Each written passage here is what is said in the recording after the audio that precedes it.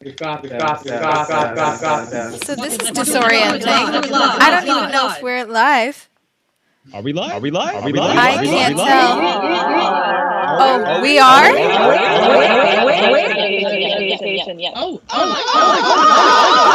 Oh, we are? Okay, that's great. Guys, we're here. No. We just went there. Okay. I really can't tell. Right?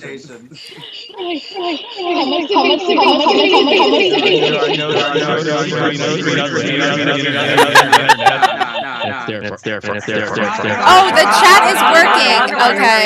Hi, guys. Okay, so your girl didn't know anything about OBS, so that's why we're fashionably late to our own stream. OBS.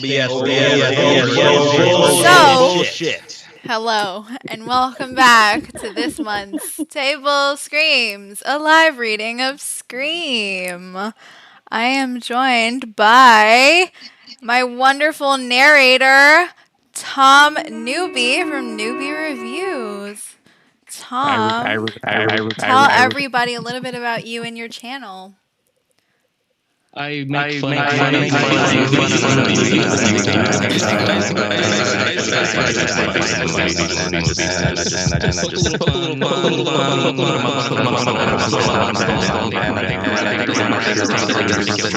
Yes. You guys all will see the puppet in this stream. It's going to be a lot of fun. Okay, and we have Mathieu Miranda, who you may recognize from Sorority Row. Mathieu, tell us a little bit about you, Queen.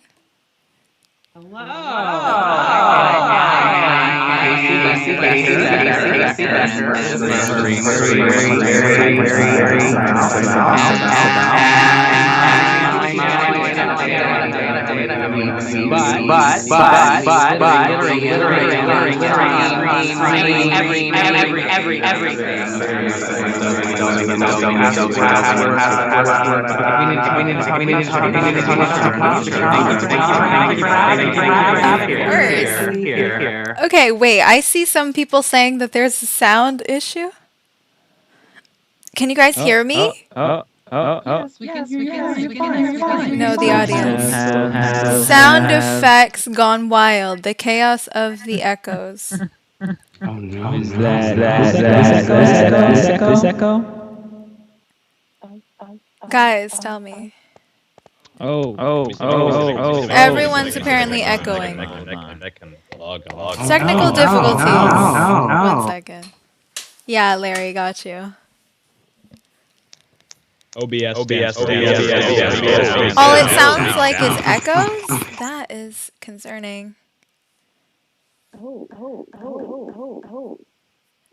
Okay, we'll figure this out. It's fine. We'll figure this out together. my first Q&A was echoes. David, everyone but me is echoing? That's odd. That doesn't make sense. Oh, I hear it. It sounds like you're in a cave. Okay, we're gonna fix this. I'm sorry, guys.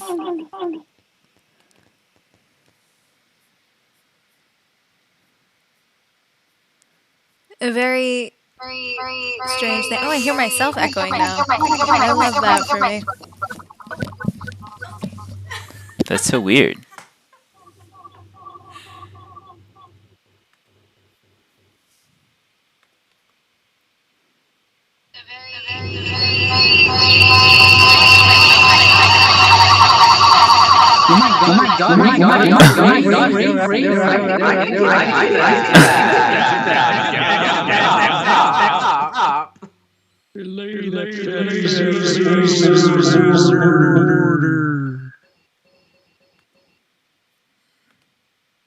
Okay, how's that sound? Are we still getting a weird echo? Oh.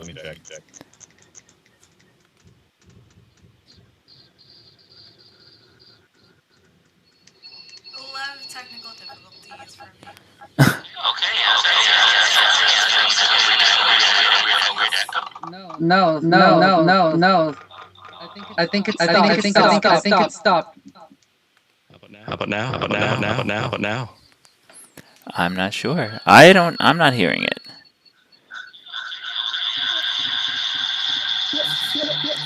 That's weird.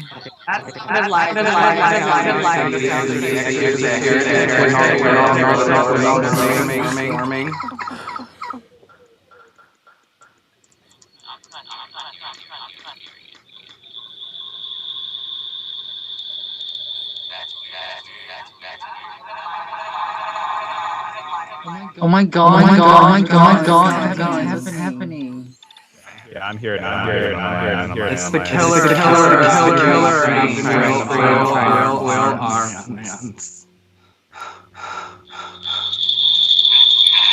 How about now? Are we getting anything? What? I don't really know what it is. Everyone is echoing, right?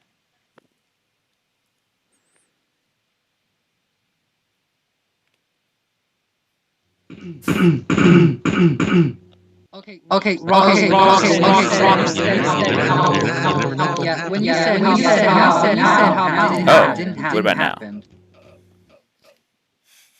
I don't hear anything. Oh. Say something again.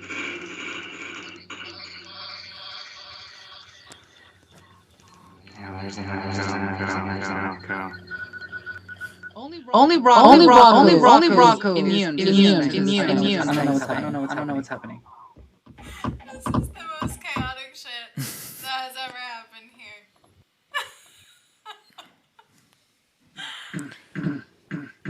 No, we can't.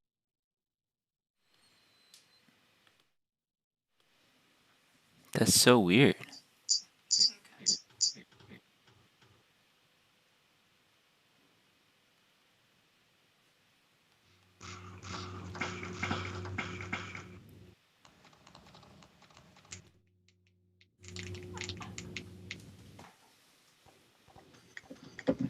Sounds like. I don't know what that is. Sounds like a spirit box. Very interesting.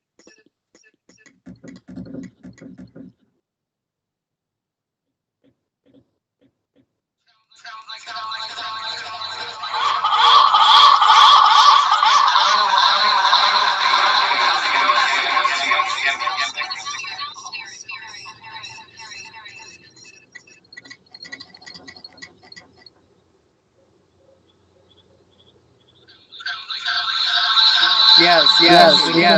Does anybody not have headphones in? I don't. But I have been doing for this scene. I mean, I can certainly, I can actually.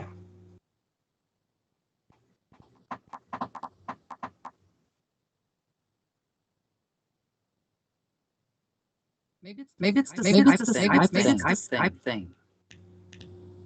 I don't know. Do you think it's not compatible with OBS? Maybe.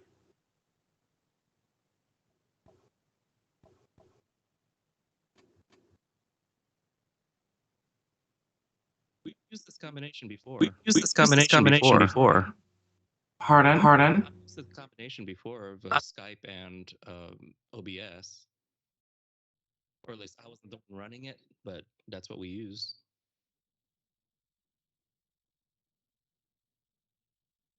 For us, it's great, but for the audience, we don't know.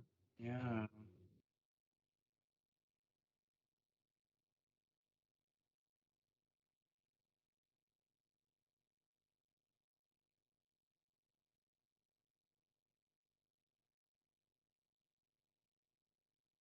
Excuse me. Be right back too. Wait.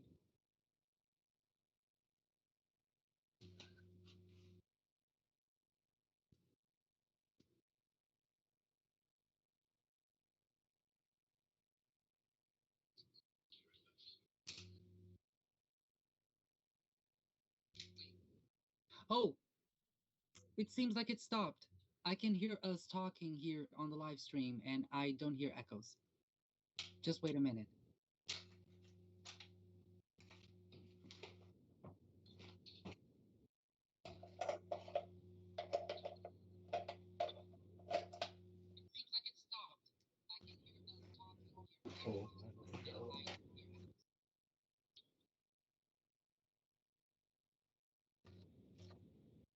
Not anymore. It stopped for me. I'm watching the live stream on my phone, and it stopped. Like someone say something, Dylan. Anybody? Talking. This is me talking. I can talk if I want.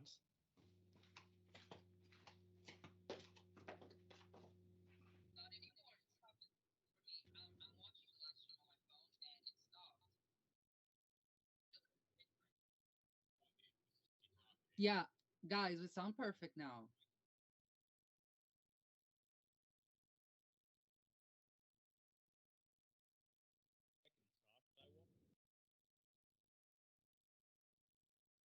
Echoes have stopped. Sounds clear. Yes.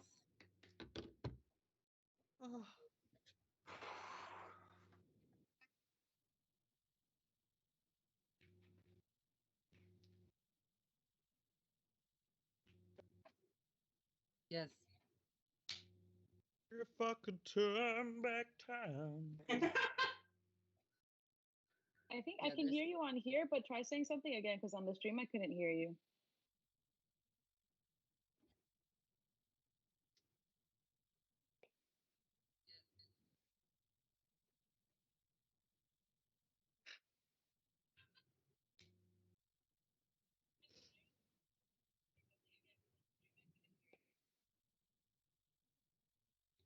Yeah, Yeah, no, Selis, it's not coming through on this sound. everyone's voices are coming through except yours. Can you hear me? Ah, that's so funny. Okay, let's try now.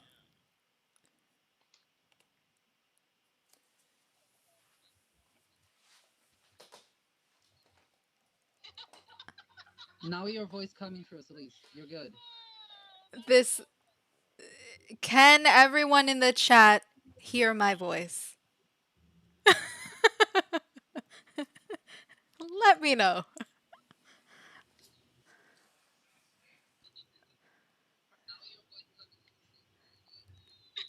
I love. Now it is. It's coming through now. Yes. Is it Okay, coming so through This is why consistent? your fans watch this. Is because they want the experience of It's talking to tech unpredictable. support. Clearly. Yeah. Everybody saying yes. They can hear us. Okay, that's good. Sorry, guys, my chat is delayed. So if you were saying yes 100 times, I didn't see it until just now. Well, The you won't see that curse until of live 2 minutes streams. later. Okay.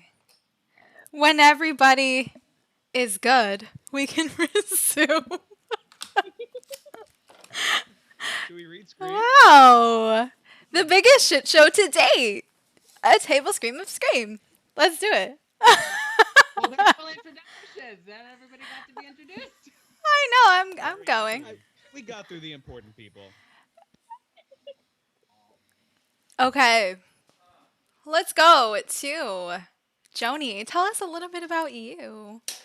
Hi, I'm Jhownee. I'm a DJ and a horror movie critic, and I do a bunch of stuff, and I'm so excited for tonight. Love you. Jhownee, who are you playing tonight? I am playing the iconic Gale Weathers, so be ready. Oh, be ready indeed. And we have Rocco, who I'm sure you guys are all familiar with. Tell us a little bit about you, besides fixing all the audio for me. I am Rocco, and I saved the audio tonight. Yeah. No, I'm going to be playing a couple of characters, including Billy Loomis, and I'm excited to be here. It's always fun to hang out with everybody, and I always like to watch the chat on the side. Tonight I can't. Well, I can, but I'm not gonna be able to through the program, so I'm kind of sad. But I be paying attention to everybody's little comments. It's like my favorite part of when we do this, just seeing everybody like being really supportive, but also like cracking jokes. Like I love it. It's the best part of this. This is true. That's the best part. Dylan, tell us about you and who are you playing tonight? Hello, I am Dylan Jhownee. I'm a producer, composer, voice actor, and tonight I will be playing the roles of Deputy Dewey Riley and Randy Meeks. I also host the podcast Hot for Creature. We're doing witch movies this season, so come and listen to our new Kiki's Delivery Service episode. Ooh, I love that. Yeah. Delivery Service is a witch movie? I don't know why I never knew that. She's a witch, remember? That makes sense. I never watched it. I know this. You know, she crazy. just rides on a broomstick, you know, like a normal person. Everyone does that. Is that not normal? Oh my god, is that a Buick? I never actually watched any Studio Ghibli stuff. I know, like Kill Me, but never. It's okay. Never. I know. It's okay. There's no need to be ashamed. Melissa, tell us a little bit about you. I'm sure everybody has seen the queen here, my partner in crime, Melissa. But go ahead, girl. Tell me who you're playing tonight. Hello, I am Melissa, and tonight I am playing the queen herself, Tatum Riley, along with some other little random characters sprinkled here and there for some razzle dazzle. I am an artist / graphic designer, and then in my free time, I'm here doing random stuff. I do like the thumbnails and all that stuff. So. She is a very talented artist. Team. So, if you guys in the chat are like ready, echo free, everything's good and we're vibing, should we get right into it? Yes? Oh, no. No.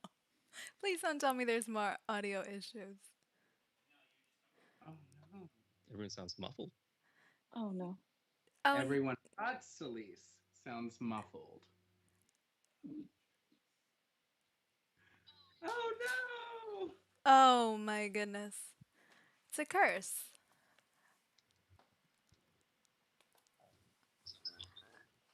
All right. Everybody say something. Do we sound muffled? Hello. Do you know the muffled man? We should have did an entire stream of just testing, so you guys could tell us. This is a mess. Hello. Hello. Why do I hear myself?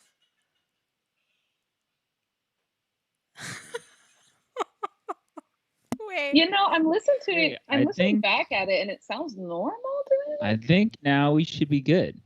How's that coming to Yeah, to it everybody? sounds great. My voice is my passport. Verify me. Oh, sound yeah, is I good. had to Okay. raise everybody That was else. good. Okay. Okay, that's great. I'm glad we spent so much time on that. Is everybody ready? Are we feeling good? Yeah. Yes, let's have that energy and let's go. Tom, take it away. Thank you, everyone, for coming. We got to that out of the net. Sweet Spooky's Table Screams of Scream.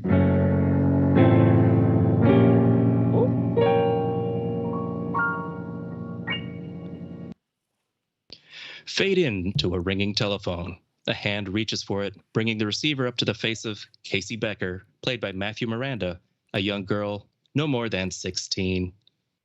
Hello? Hello. Yes? Who is this? Who are you trying to reach? What number is this? Well, what number are you trying to reach? I don't know. I think you have the wrong number. Do I? It happens. Take it easy. She hangs up the phone. Casey is alone in a living room. She moves from the living room to the kitchen. It's a nice house, one that would belong to a senator or a wealthy doctor. But the phone rings again. Casey grabs the phone. Hello? I'm sorry. I guess I dialed the wrong number.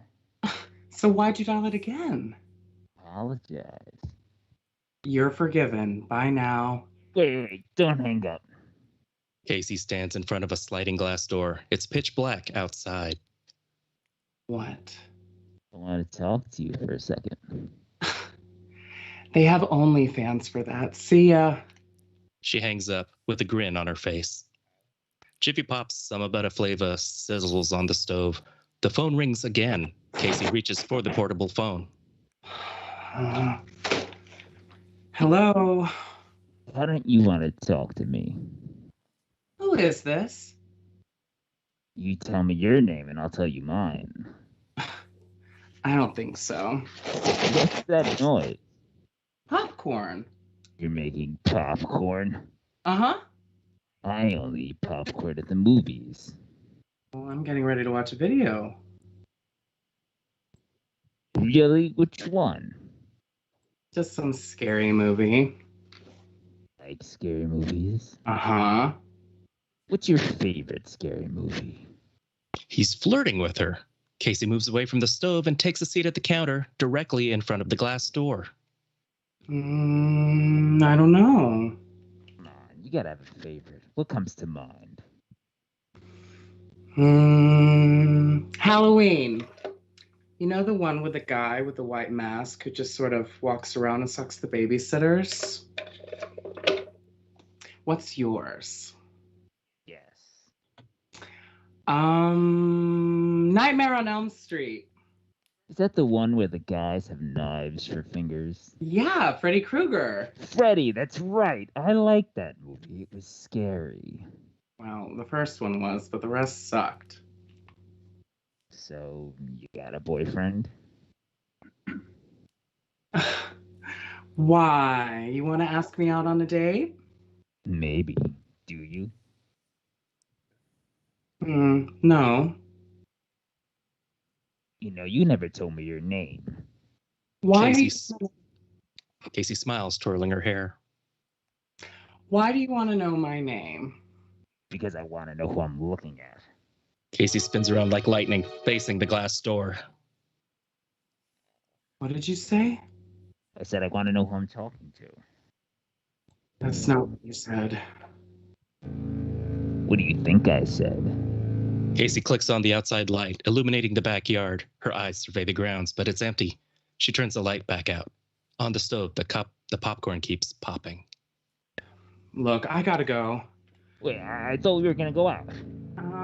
Nah, I don't think so. Don't hang up on me. Gotta go. Don't. She hangs up. She checks the glass door, making sure it's locked, then moves to the stove as the phone rings again. She slides the popcorn from the stove, reaching for the phone. Yes. I told you not to hang up on me. What do you want? To talk. Dial someone else, okay? You getting scared? No. Bored. She hangs up. The phone rings again. She answers. Listen, asshole! No, you listen, you little bitch. If you hang up on me again, I'll get you like a fish. Understand? Total silence. He's gotten her full attention. Is this some kind of joke? More of a game. Can you handle that, Blondie? Casey eyes the glass doors, then looks up the hallway to the front doors, moving to it. It's unlocked. She locks it. Listen, I am 2 seconds away from calling the police. They never make it in time. We're out in the middle of nowhere. Casey looks through the peephole. The front porch is empty. She relaxes a bit. What do you want? To see what your insides look like. Casey's jaw drops as total fear storms her face. She hangs up, throwing the phone down when the doorbell chimes. Casey leaps out of her skin. She turns to the door as it chimes again. Who's there? Another chime. She moves towards it. Who's there? No answer. Fuck this. It's time for the cops. Just as she picks up the phone, it rings. Casey also almost drops it, losing her breath. She brings it to her ear with trembling hands, saying nothing, listening and waiting. A long silence, and then... You should never say who's there. Don't you watch scary movies? It's a death wish. Casey clutches a wall, nearly collapsing. She tries her damnedest to hang in there. Look, enough is enough. You've had your fun now, so I think you better just leave or else. Else what? Or else my boyfriend will be here any second and he'll be pissed when he finds out. I thought you said you didn't have a boyfriend. Busted. I lied. I do have a boyfriend and he'll be here any second, so your ass better be gone!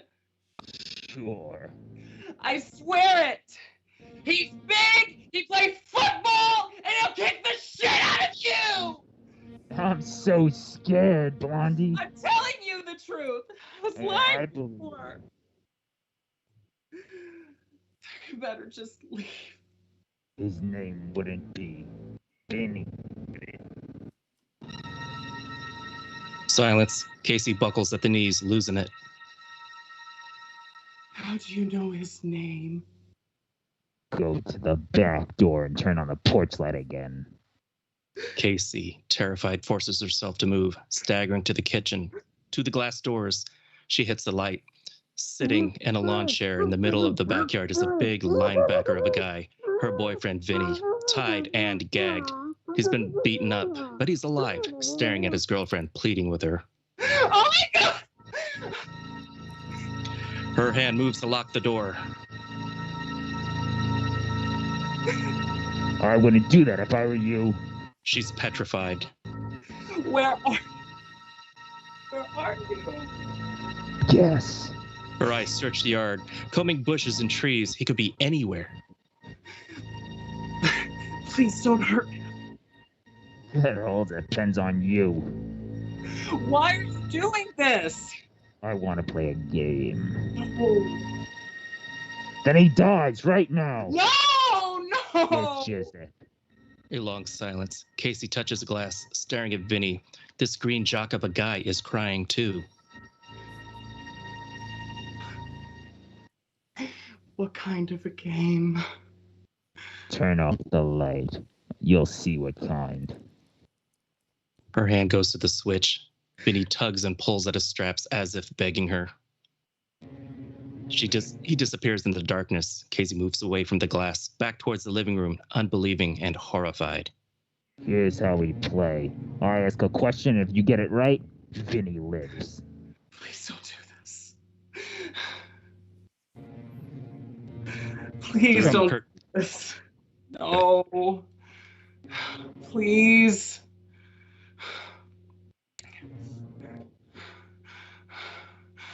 Come on, it'll be fun. I can't do this. Please don't make me. It's an easy category, movie trivia. No. I'll even give you a warm-up question. I can't. Name the killer in Halloween. No. Come on, it's your favorite scary movie. Remember, he had a white mask, he stalked the babysitters. Casey goes silent, a nervous wreck. She can barely speak, much less think. I don't know. Come on, yes you do. Please stop. What's his name? I can't think. Vinny's counting on you. Michael Myers. Yes! Casey's relieved. Now for the real question. No! But you're doing so well. Please stop. Go away. Then answer the question. Same category. Casey is a blubbering wet mass on the floor. Please stop. Name the killer in Friday the 13th. A mad smile purses Casey's lips. She knows this. She leaps up through tears, screaming her answer. Jason! Jason! A slight pause. I'm sorry, that's the wrong answer. No, it's not. It was Jason. I'm afraid not. Listen, it was Jason. I saw that movie 20 goddamn times. Then you should know Jason's mother, Mrs. Voorhees, was the original killer. Jason didn't show up until the sequel. Casey's stupefied.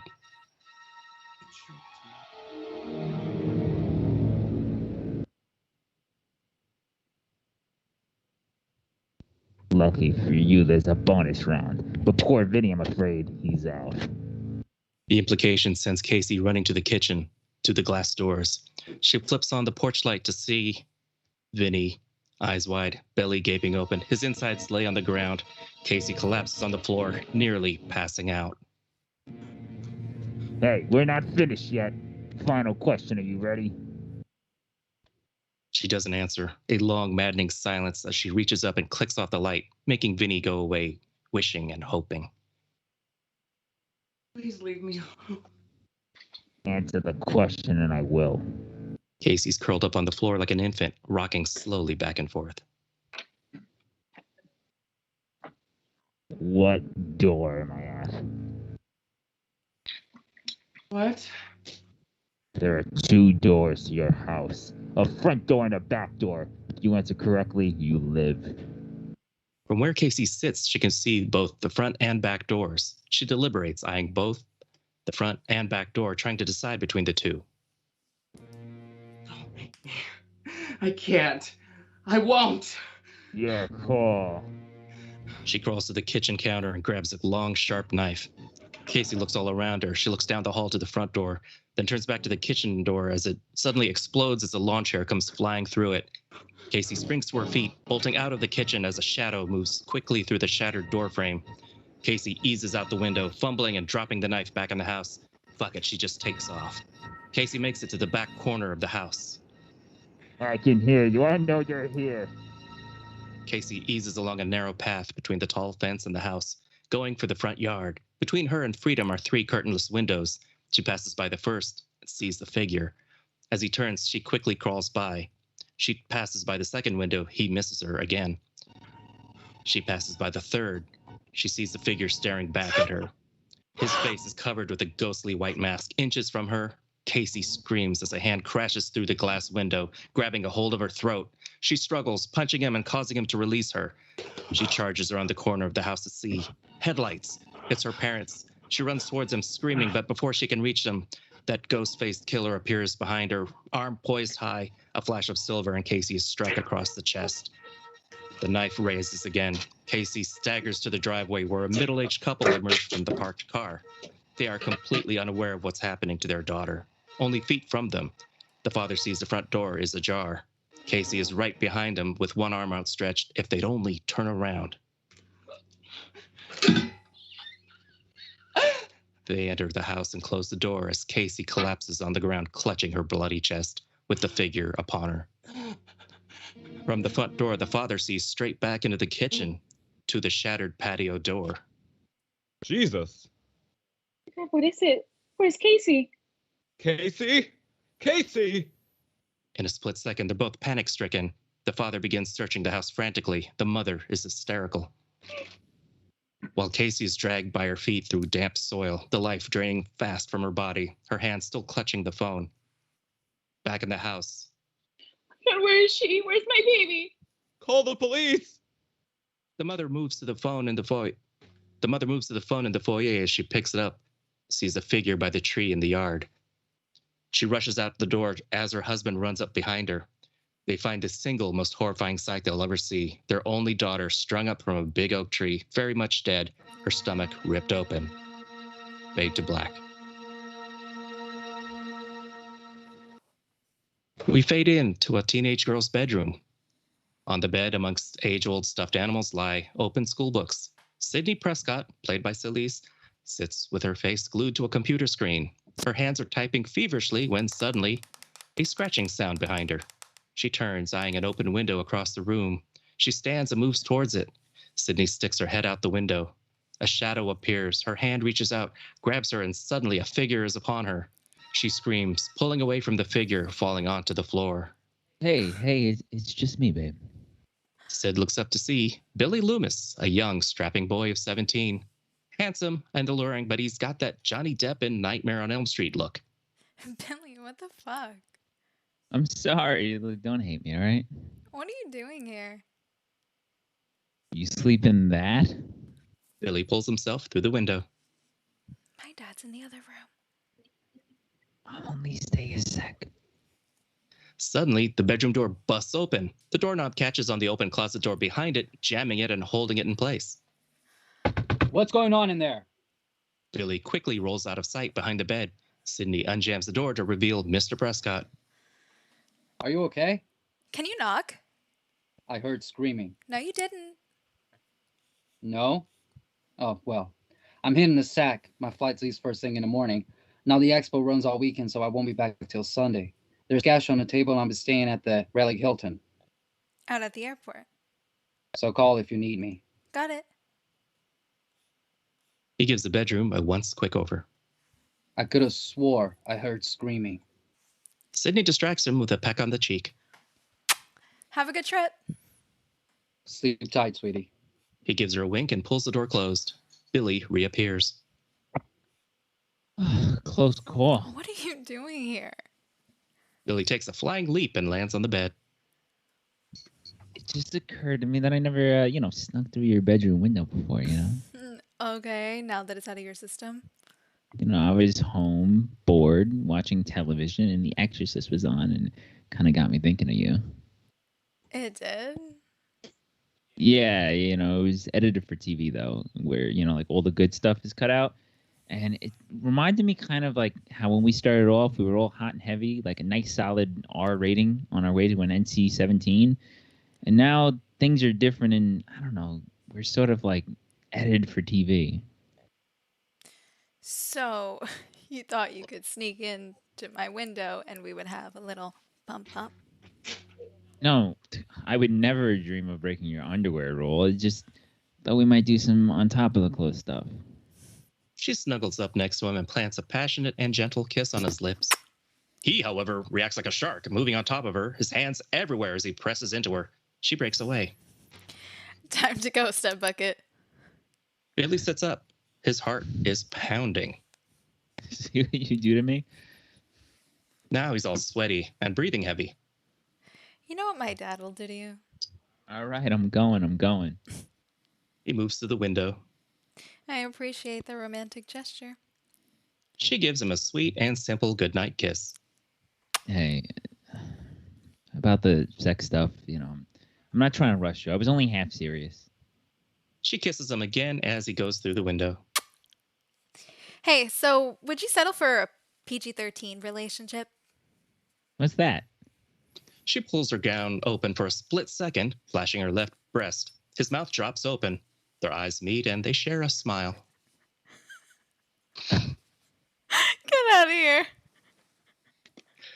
The next morning, Sydney wakes to a blasting clock radio, loud enough to wake the dead. Sydney bolts up. Found brutally murdered. Sydney shuts it off instantly. A car trunk slams shut outside. She pulls herself out of bed and leans to the window just in time to see her dad jumping in his car. She half waves at him, but he doesn't see her. He's as good as gone, pulling out of the driveway and disappearing down the road. A moment as Sydney stands at the window, staring out after him. Welcome to Woodsboro High School, home of the Fighting Bulldogs. This old and charming high school is picture perfect. Students come and go, moving about, nothing unusual, except for the police cars, news vans, flashing cameras with crowds and crowds of looky-loos gathered just off campus. Sydney approaches the school, seeing the commotion. 4 different reporters stand in 4 different cameras, giving 4 different news reports. She moves past the policeman standing guard. Her interest piqued, she stops at the first reporter, Gail Weathers. Her smart face is overshadowed by a flashy smile and a massive mane of chemically enhanced hair. The small town of Woodsboro was devastated last night when 2 young teenagers were found brutally butchered. Authorities have yet to issue a statement, but our sources tell us that no arrest has been made and that the murderer could strike again. Sydney is moved and disturbed. From behind, a figure taps her shoulder. She spins around to see Tatum Riley, played by Melissa, same age, feisty, and carefree. Jesus, do you believe this shit? What happened? They break away from the crowd and head for school. Oh God, you mean you don't know? Casey Becker and Vinnie Forrest were killed last night. What? No way. And not just killed, Sid. We're talking splatter movie filled, split open end to end. Casey Becker. She sits next to me in English. No, not anymore. Her parents found her hanging from a tree. Her insides on the outside. Do they know who did it? No fucking way. They're fucking clueless. They're interrogating the entire school. Teachers, students, staff, janitors. They think it's school related? Like she said, they don't know. Dewey said this is one of the worst crimes they've ever seen. Even worse than, well, it's bad. They're bringing the feds. I mean, this is big.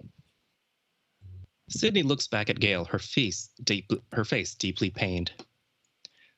Later, a frumpy old teacher, Mrs. Tate, played by Dee Money, faces her class, her hands clasped together with a tragic look upon her face.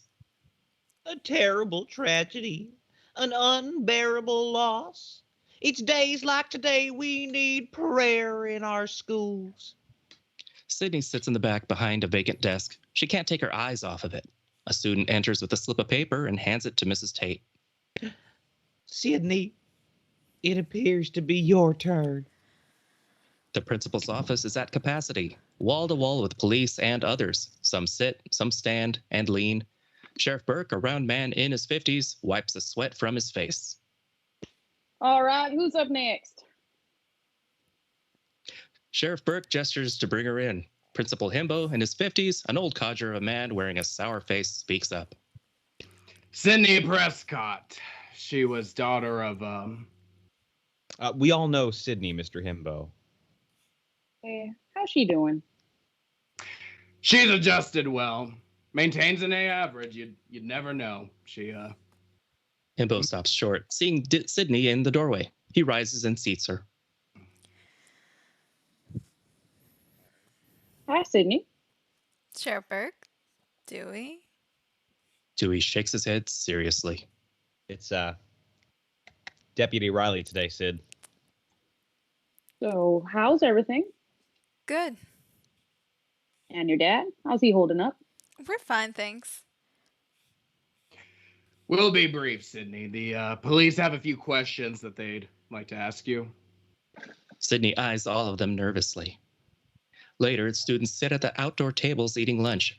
Crowded at one table is the gang. This consists of Sydney, Billy, and Tatum. Next to Tatum sits her boyfriend, Stuart, played by Matthew, with his arm draped across her back. He's a Billy wannabe. Almost a jock, almost handsome, almost cool. He tries just way too hard. Across the table is the fifth wheel, Randy, played by Dylan, a tall and gangly kid with no such Billy-like aspirations, a witty jokester who elevates geek to coolness. Basically, me in high school. Hunt? Why would they ask if you like to hunt? I don't know. They just did. Because their bodies were gutted. Sydney flinches.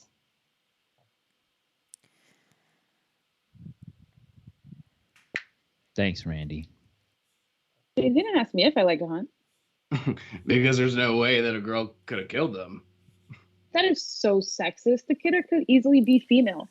Anybody remember Basic Instinct? That was a nice pick. Not exactly the same. Yeah, Casey and Steve were completely hollowed out. Fact is, it takes a man to do something like that. Please. Or a man's mentality. How do you gut someone? All eyes to Sydney, a serious silence. And then... You take a knife and you slit from the groin to the sternum. Sydney shivers down to her soul. The whole table rolls their eyes at Stu. What? She asked. It's called tact, cumsock. Sorry. Hey, you guys remember in Jaws when they caught the wrong shark at first and Richard Dreyfuss had to cut it open and look for body parts and all they found was a license plate and all this white milky goo? Stu leans over and socks Randy in the arm. You heard Billy? Shut the fuck up. Hey, Stu. Didn't you sedate Casey? Yeah, for about 2 seconds. Or she dumped him for Vinny. Wait, I thought you dumped her for me. I did. He's full of shit. And are the police aware you dated the victim? What are you saying? That I killed her or something? Would certainly improve your high school Q. No way. Stu was with me last night. Ooh, before or after he sliced and diced. Well, fuck you, nutcase. Where the hell were you last night? Working, thank you. I thought Blockbuster fired you. Twice. I didn't kill anybody. But he's saying you did. Besides, takes a man to do something like that. Hey, I'm gonna gut your ass in a second, kid. did you really put her liver in the mailbox? I hear they found her liver in the mailbox. Randy, you goonfuck. I'm trying to eat here. Stu nibbles at Tatum's neck. Yeah, Randy. She's getting mad. think you better leave her alone. Stu cracks at his own joke. The others just moan. Sydney is about to crawl out of her skin, trying hard to ignore it all. Later, Sydney sits alone at her computer, telephone to her ear. You sure I can stay over? My dad won't be back till Sunday. Yeah, no problems. I'll pick you up after practice. Tell your mom I said thanks. Yeah. Hey, are you okay? Uh-huh. It's just, the police and reporters. It brings it all back. Well, I'll be there by 7, okay? I promise. Thanks, Tatum. Okay, laters. She hangs up. She stares back at her computer screen, her own reflection staring back. Later, Sydney comes down the stairs, her arms carrying an overnight bag. Moving into the living room, she loads it up, plopping down on the sofa and hitting the TV remote. A news reporter fades into view. The entire nation was shocked today by the teen murders in Westboro. The State Bureau of Investigation has joined forces with local authorities to help catch what the governor has called the most heinous. The channel switches again, and now Gail Weathers appears, standing in front of the school, her white teeth gleaming. This town is in shock. No one can quite believe what just happened here. Although this is not the first time the small town of Woodsboro has endured such tragedy. Only a year ago, Maureen Prescott, wife and mother, was found raped and murdered. An old black and white photo fills the screen. Sydney freezes, mesmerized by this image. She clicks the TV off. It's 5:45. We see the framed photo next to the clock. The same black and white photo stares back. It's Sydney's mother, a healthy, vibrant woman. Sydney curls up on the sofa, closing her eyes. Later, the clock reads 7:15. Sydney's out cold on the couch. The phone rings and Sydney is startled awake and answers. Hey, practice ran late. I'm on my way, though. It's past 7. Yeah, don't worry. Casey and Vinny definitely didn't invite us till way after 10. I'm not worried. Good, because I'm going to swing by Blockbuster and get us a video. I was thinking Tom Cruise and all the right moves. You know, you pause it just right, you can see his penis. Whatever, just hurry. Bye. She hangs up. It immediately rings again. Tatum? Hello, Sydney. It's him, the voice from before. Hi, who is this? You tell me. Sydney thinks, trying to place his voice, but it sounds a little distorted. I have no idea. Scary night, isn't it? With the murders and all. It's like right out of a horror movie or something. Okay, Randy, you gave yourself away. Are you calling from work? Tatum's on her way over. Do you like scary movies, Sydney?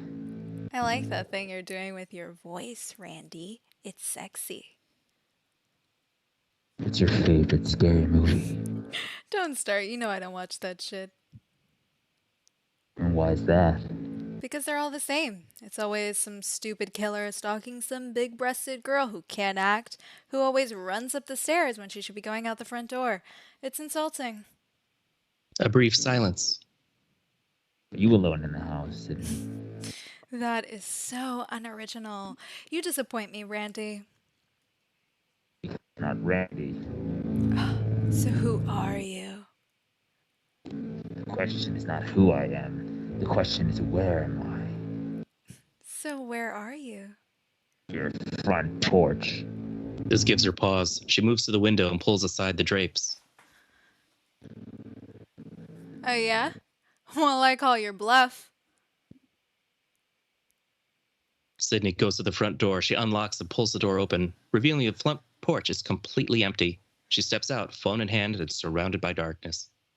So, where are you? Right here.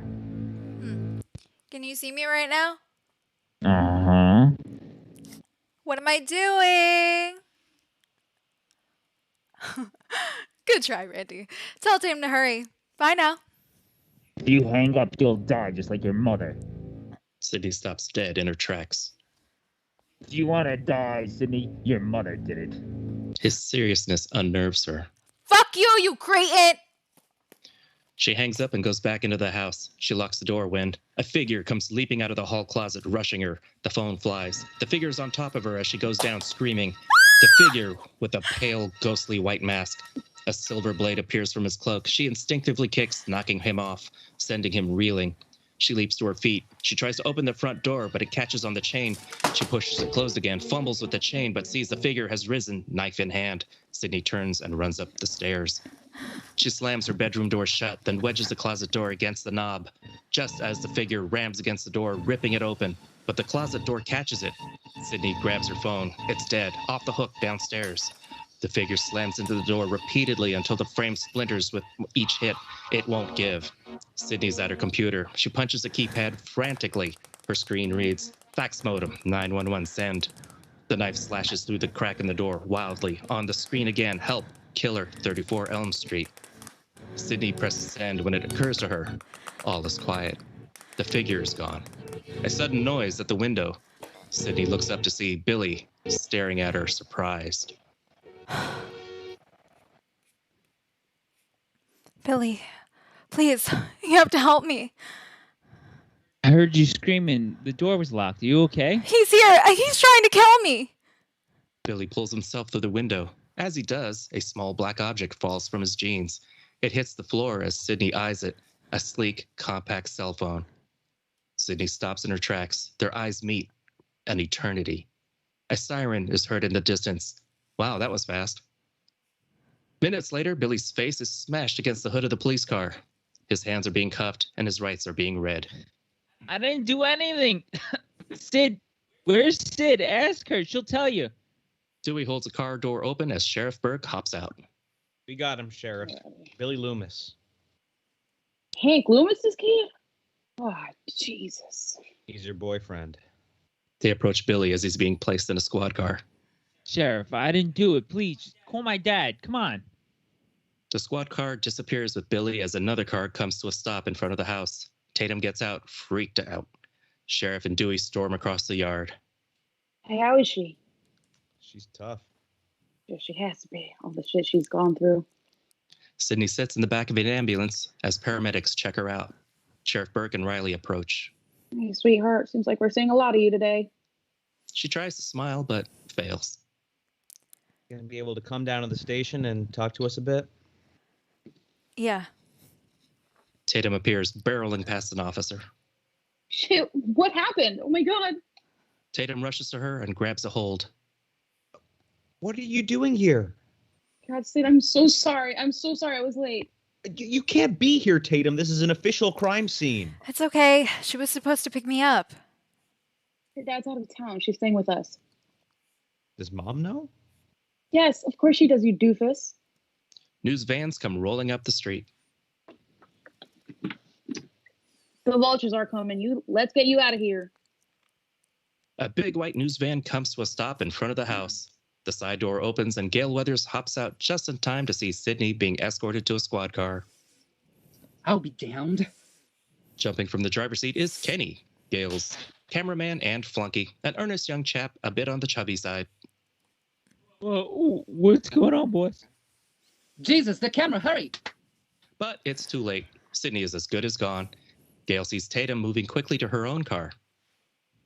Excuse me? Tatum looks up to see Gail rushing her. Was that Sydney Prescott they took away? Jeez, I don't know. Tatum hops in her car, ignoring her. What happened to her? I'm not talking to you, you hag. Tatum's car peels out as Kenny comes running up with his camera. Where'd she go? Gail spins around, flashing her pearly whites. Look, Kenny, I know you're about 50 pounds overweight. So much so that if you wanted to buy a waterbed, they would put sheets over the Pacific Ocean. But when I say hurry, please interpret that as move your fat tub of hard ass now! Gail moves back to the van, leaving Kenny miffed. It's a small town. Now we're in a small town police station. The bullpen is a little square room with 4 desks, but tonight it is hopping. Cops are everywhere. Sydney sits at a desk drinking a cup of water. She wears the sheriff's jacket over her shoulders. Dewey approaches. Did you reach my dad? You sure it was the Hilton?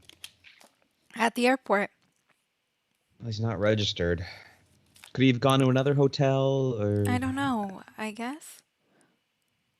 We'll find him, Sid. Don't worry. Sydney stares blankly, numb. Billy sits across Sheriff Burke. Next to Billy sits his dad, Hank Loomis, played by Matthew. Yeah, what were you doing with a cellular telephone, son? Everyone's got one now. Why don't you check the phone bill, for Christ's sakes? Call my carrier, Airphone Quant. They'll have records for every number dialed. Well, thank you, Hank. We're on that. And what exactly were you doing out at Sydney's lab tonight? I just wanted to see her, that's all. You rode your bike all the way out there. Yes, sir. And last night, Sydney said you crawled through a window last night as well. You were out last night? I watched TV for a while, but I felt like going for a bike ride. What? Did you ride past Casey Becker's house? No, I didn't. I didn't kill anyone, Sheriff. We're gonna have to keep you, son. Governor's got SBI, FBI, and God knows who else on their way down here. Billy fights tears. This is crazy. I didn't do it. Minutes later, Tatum has joined Sydney. The sheriff's door is open and Billy is led out by a couple of uniforms. He makes eye contact with Sydney, but she quickly looks away. Burke and Dewey watch Tatum comfort Sydney. That ghost mask is sold at both Kroger's and Walmart, neither of which keep purchase records. Well, what about the cellular phone bill? Well, they're pulling Loomis's account, but it'll be morning before we see something. You think he did it? That little shit. 20 years ago, I would have said not a damn chance. But man, these kids today. Hell if I know. Hey, Dewey, can we go now? Hold up a sec. He's staying with you? We haven't located her dad yet, so... God damn it, Dewey! Dewey turns to her, his face red. What did Mama tell you?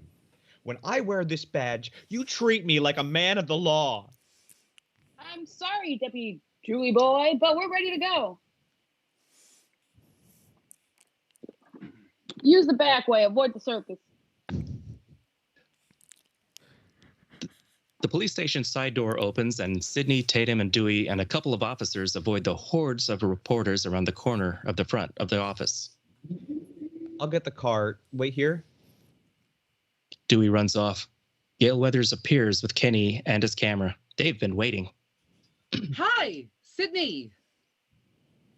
Sydney spins around to see Gail standing there just smiling at her. Sydney's body tightens and her face goes taut. So nice. Are you all right? Their eyes meet in a cold, familiar stare. Sydney says nothing, but she's visibly shaking. What happened? But for the millionth fucking time, she's not answering any of your questions, okay? Just fuck off. It's okay, Tatum. She's just doing her job. Right, Gail? Yes, that's right. Dewey pulls up in a squad car. The other news people have begun to flock the alley. How's the book? It will be out later this year. Sydney tries to contain herself, squeezing a clenched fist. I'll look for it. I'll send you a copy. In a blurred, unexpected instant, Sydney smashes her fist into Gail's face. She reels backwards, knocking into Kenny as they both tumble to the pavement. Later, in Tatum's bedroom, is a surprisingly spacious room. Tatum and Sydney lay on the bed. They both wear nightshirts. Oh my God, Sid, that was fucking amazing. I'll send you a copy. Bam! Bitch went down. Dewey appears in the doorway with a bag of ice. Hey, yo, Sydney, I thought you might want some ice for the right hook. Sydney sits up, takes the ice, and puts it on her hand. Yeah, I'll be right next door. Try to get some sleep? Dewey backs out the door. Any word on my dad? Not yet, but we're looking. Well, if you need anything, Yeah. Dewey smiles, pulling the door closed on his way out. Sydney lies back down. Just another sleepover at the Rileys. Just like old times, right? No, nothing's like it used to be. Sydney rolls over, away from Tatum. A telephone rings somewhere in the house. Do you really think Billy did it? He was there, Tatum. I knew that guy was too perfect. He doesn't have a flaw. A knock at the door. It opens and a friendly graying woman pops in. This is Mama Riley. She wears a comforting smile. Telephone, dear. Who is it? It's for Sid. My dad? Mama Riley shakes her head sadly. Just take a message. It's all right. I'll get it. Sydney goes out the door. She grabs the phone at the end of the hall. Hello? Hello, Sydney. It's him. Sydney's entire body goes weak and she cries out. Mama Riley and Tatum gather with concern. Poor Billy boyfriend. An innocent guy doesn't stand a chance with you. Leave me alone! Looks like you fingered the wrong man again. Who are you? Sid, just hang up. Don't worry, you'll find out soon enough, I promise. Mama Riley beats on a closed bedroom door. Oh, Dewey! Dewey! This is gonna be fun, Sydney, just like old times. Click. Dewey flies out of his room wearing only his boxers, holding his gun. What? What? The phone goes dead and Sydney stands frozen. The next morning, Sydney and Tatum sit at the breakfast table, dressed and ready for school as Mama Riley serves up breakfast. A small television sits on the counter, blaring. Dewey, in uniform, stands near the door, talking on the phone. I think you girls really should stay home today. Your objection is duly noted. I'd rather be around a lot of people right now, Mama Riley. From the TV, Sydney hears her name, Sydney Prescott. All eyes go to the television. Who escaped a vicious attack last night was the daughter of Maureen Prescott, who was brutally killed last year when convicted murderer Cotton Weary broke into their home and savagely raped and tortured the deceased. Cotton Weary is currently awaiting appeal for the death sentence handed down after the young Sydney testified against him. She was the key witness in the state's prosecution. It's never going to stop, is it? Dewey's off the phone. Look, Billy was released. His cellular bill is clean. He didn't make those calls. Somebody called me, Dewey. I'm not making this up. I know. We're checking every cellular account in the county. Any calls made to you or Casey Becker are being cross-referenced. It's going to take time, but we'll find him. Any word on my dad? Riley just shakes his head no. Later, once again, reporters ambush students as they make their way to school. Dewey's Jeep cruises by. Sydney watches from the passenger window. Dewey pulls up in front of the school and Tatum hops out while Sid lingers, suddenly unsure. But Dewey notices. Hey, it's school. You'll be safe here. She forces herself out of the Jeep as a microphone is shoved in her face. How does it feel to be almost brutally murdered? Dewey leaps from the car and intercepts the reporter. Leave the girl alone, television's Moira Rose. She just wants to go to school. Sydney eyes the news van that pulled up behind them. The side door opens and Gail Weathers steps out. Come on, Sid. Just a sec. I need to talk to someone. She heads over to Gail. Sydney puts her head down, hiding her face, avoiding other reporters as she makes her way to Gail, who sits in the open door, checking her face in a mirror, trying to hide a swollen black and blue right cheek with makeup. Gail spots Sydney and leaps to her feet. Stop right there. Sydney throws her hands up in surrender. I'm not here to fight. Just stay back. I want to talk to you. Kenny, camera, now. Kenny's head pops out of the van. Off the record, no cameras. Forget it. Please, you owe me.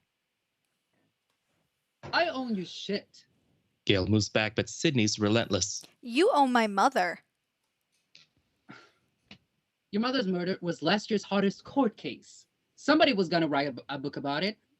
And it had to be you with all your lies and bullshit theories. What is your problem? You got what you wanted. Cotton Weary's in jail. They're gonna gas him. My book is not gonna change that. Do you still think he's innocent? Gail's interest is piqued. She eyes Sydney suspiciously. He was convicted in a court of law. Your testimony put him away. It doesn't really matter what I think. During the trial, you did all those stories about me. You called me a liar. I think you falsely identified him, yes. And have you talked to Cotton? Many times. And has his story changed? Not one word. He admits to having sex with your mother, but that's all. He's lying. She wouldn't have touched him. He raped her, then butchered her. Her blood was all over his coat. He was drunk that night. He left his coat in your house after your mother seduced him. I saw him leaving wearing it. But couldn't have been someone else you saw wearing that coat? The same person who played in Cotton's car framing him? The same person who really killed your mother? No, Cotton murdered my mother. But now there's doubt in her voice. Gail's face lights up. You're not so sure anymore, are you? No, it was Cotton. Tatum comes waltzing up. Nice welt, sweetie. Let's go, Sid. Gail ignores her, zeroing in on Sydney, half realizing. The killer's still on the loose, isn't he? These murders are related. Yo, Sid, let's rock. Sydney starts to fidget. I'm sorry I mangled your face. She takes off with Tatum. Gail calls after her. Wait, Sydney, don't go! But Sydney and Tatum have already disappeared into the crowd of students moving across campus. Gail looks to Kenny. Jesus Christ! An innocent man on death row. A killer's still on the loose. Kenny, tell me I'm dreaming! You want to go live? Gail's mind races with possibilities. No, not so fast. We have nothing concrete. Did I ever stop you before, boss? You can't sit on this. This is huge. If I'm gonna blow this up, I need hard proof. Oh, but it's so much easier when we just make it up. Not this time. I own Cotton that much. Hell, even I thought the guy was guilty. Seconds later, Tatum and Sydney make their way across campus. Hey, just relax. It's cool now. No one can get you here. But if it wasn't Billy, it could be anybody. I mean, he could be at school right now. They move up to walk as a figure sporting a white ghost mask falls into step behind them. Serial killers are smart by definition. They minimize their risk. They plan and pre-calculate every single thing. Showing up here would be the most lame-brain move he can make. He promised me he'd be back. The figure disappears, unseen by either of them. I wouldn't put too much stock in a psycho's promise. They climb the front steps towards the main doors as the ghost masked figure reappears at the top of the steps. Sydney sees it first, stopping dead in her tracks. She steps back, spinning around to find another ghost face. Behind her, closing in on her. Sydney starts to scream when the two ghosts bust up laughing, tearing off across campus. Minutes later, the hallway is congested with students heading to class. Tatum is at her locker with Sydney. This is a mistake. I shouldn't be here. Hey, no, look, I want you to meet me right here after class, okay? Billy appears in the crowd with Stu tagging behind.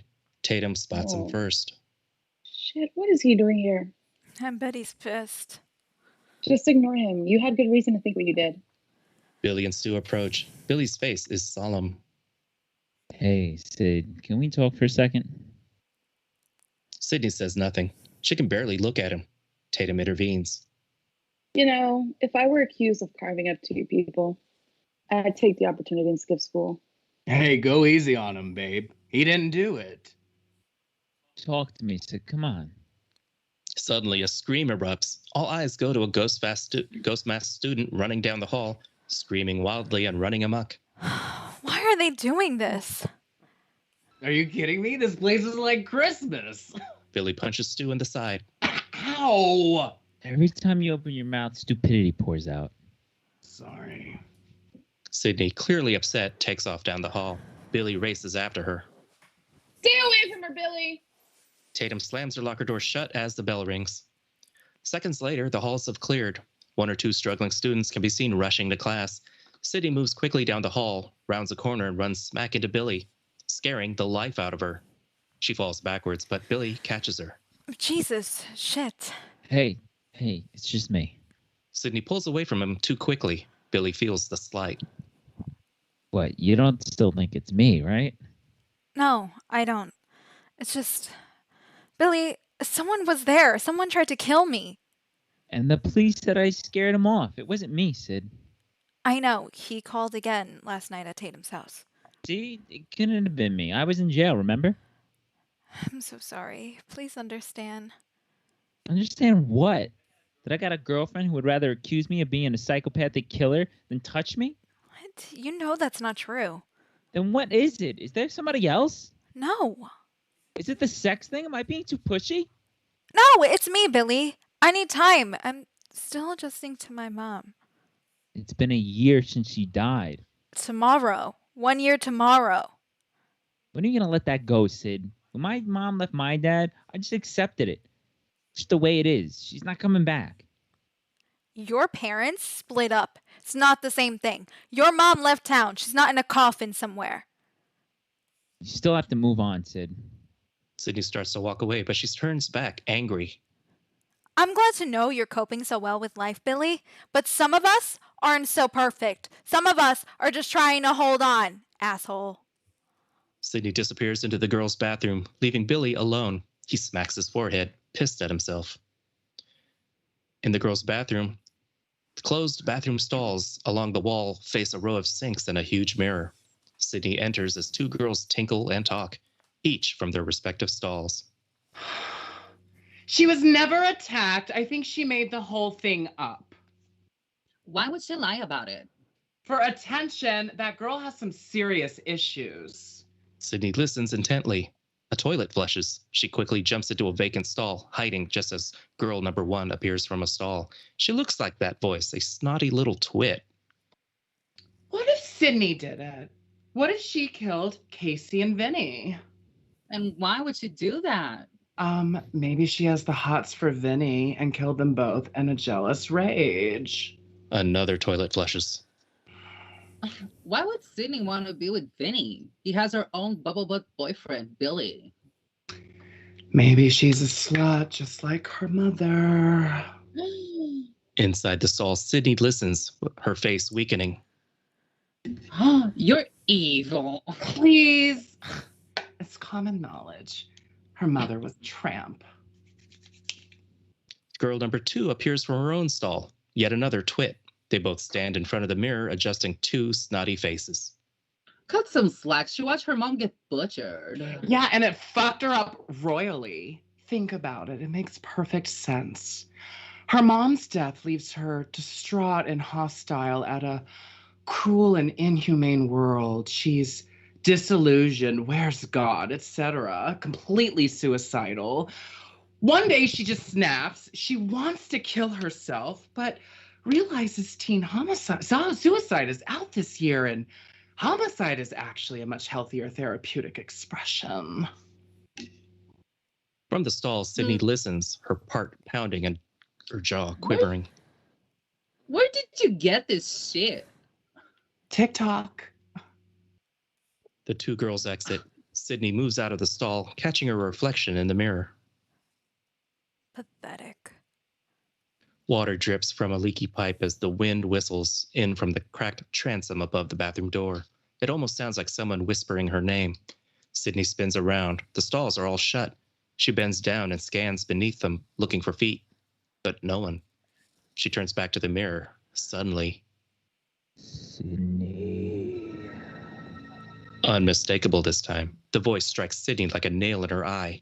It came from one of the stalls. She stands, thunderstruck, eyeing the stalls through the mirror.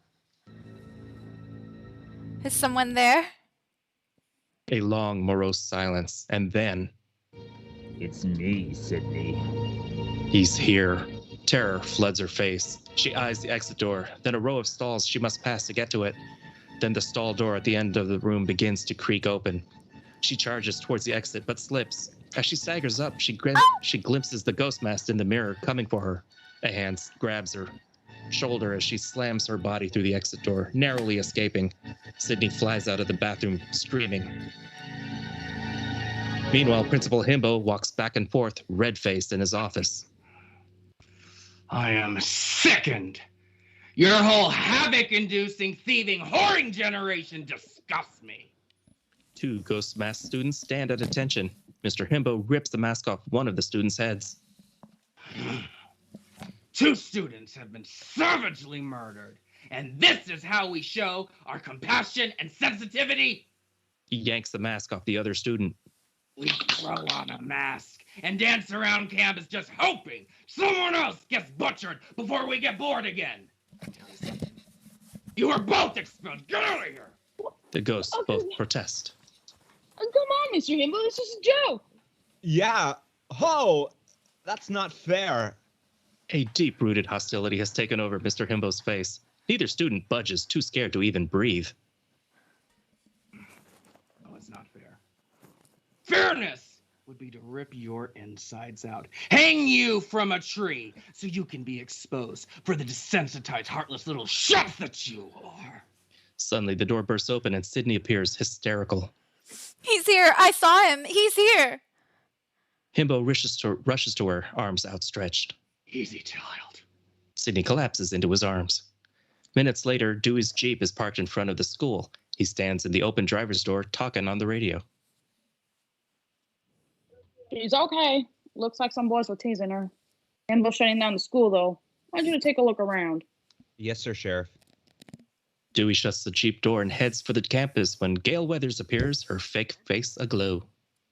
Hi! Gil Weathers, field correspondent, Inside Story. Oh, I know who you are, ma'am. How's the eye?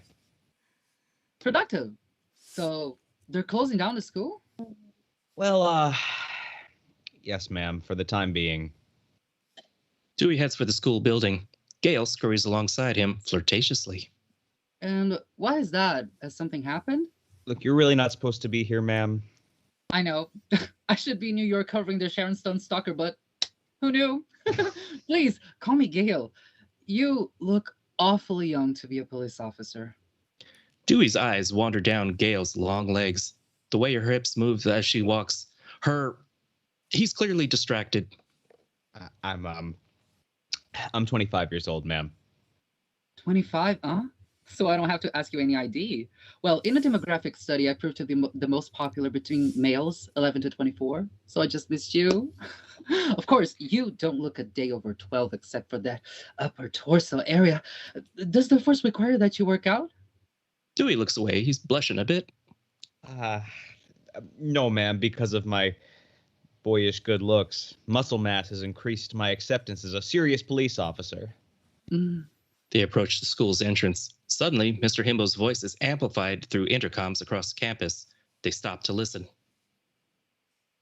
Your attention, please. Due to the recent events that have occurred until it comes to a resolve, all classes are suspended till further notice effective immediately. The Woodsboro Police Department has also asked me to announce a citywide curfew beginning at 6 o'clock p.m. I repeat. Okay. Boy, you people sure to make fuss over a serial killer, huh?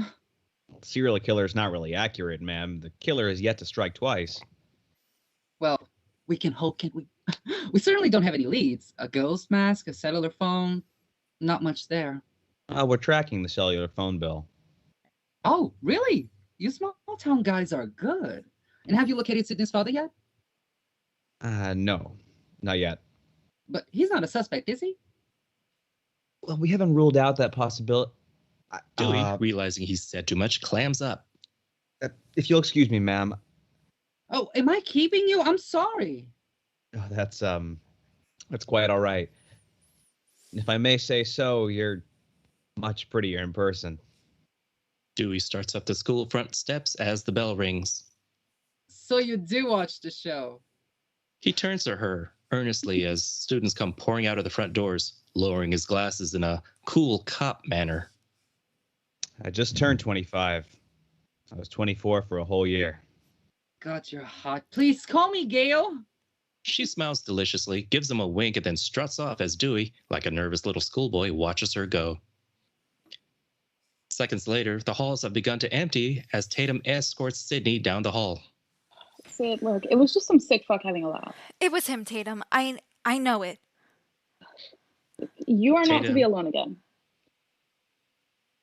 Is that clear? If you pee, I pee. Hot. Stu appears. Is this not cool or what? Hey, Sid, what happened? For once, Stu, drop it. Okay, babe, but listen, Sid, whatever you did, the entire student body thanks you! Stu moves to Tatum and gives her a kiss. Hey, and listen, to celebrate this little impromptu fall break, I propose we have a party tonight, my house. Are you serious? My parents are out of town. It'll be like my hurricane bash last year. Nothing extreme, just a few of us, hanging. Tatum warms to the idea. This could actually be good. What do you think, Sid? I don't know. Come on. Pathos has its perks. Sydney considers trying hard to be good-spirited. Yo, listen, I'm totally buff. I got you. There's safety in numbers. Yeah, okay, whatever. Okay, cool. I'll see you guys tonight. Hey, food, all right? Stu speeds off, sliding down the empty hallway. Later, Mr. Himbo sits at his desk, snickering, staring at the ghost masks before him. He picks one of them up, snickering. Damn. He stands and moves to the closet. He pulls it open to reveal a mirror. He tries the mask on, looking into the mirror when a knock at the door stops him. He rips the mask off his head, opens the office door to reveal an empty doorway. He pokes his head out and looks around, but there's no one there. Yes, hello. The place is empty. He closes the door and returns to his desk when another knock at the door. Himbo grabs the door quickly this time, throwing it open. Again, no one there. He steps out, determined to catch a prankster, but it's completely empty. Oh, shit. Himbo re-enters his office, shutting the door. The ghost-faced killer had been hiding behind it, knife in hand. 3 quick jabs to the stomach and Himbo goes down. Later, Tatum and Sydney rock on their front porch, looking into the neighborhood. Dewey's Jeep is parked in the driveway. Despite Vanessa Carlton's 1,000 miles blaring from an inside stereo, this is a quiet moment. Maybe Cotton Weir is telling the truth. Maybe he was having an affair with your mom. So, you think my mom was a slut too? No, I didn't say that, Sid. But, there were rumors. Your dad was always out of town. Maybe your mom was an unhappy woman. If they were having an affair, how come Cotton couldn't prove it in court? I mean, you can't prove a rumor. That's why it's a rumor. Created by that little tabloid twit, Gail Weathers. If it goes further back, Sid, there's been talk about other men. And you believe it? Look, you can only hear that Richard Gere gerbil story so many times before you have to start believing it. Sydney agonizes over all of this. She stands up and moves to the edge of the porch and stares out into the neighborhood. If I was wrong about Cotton, then he's still out there.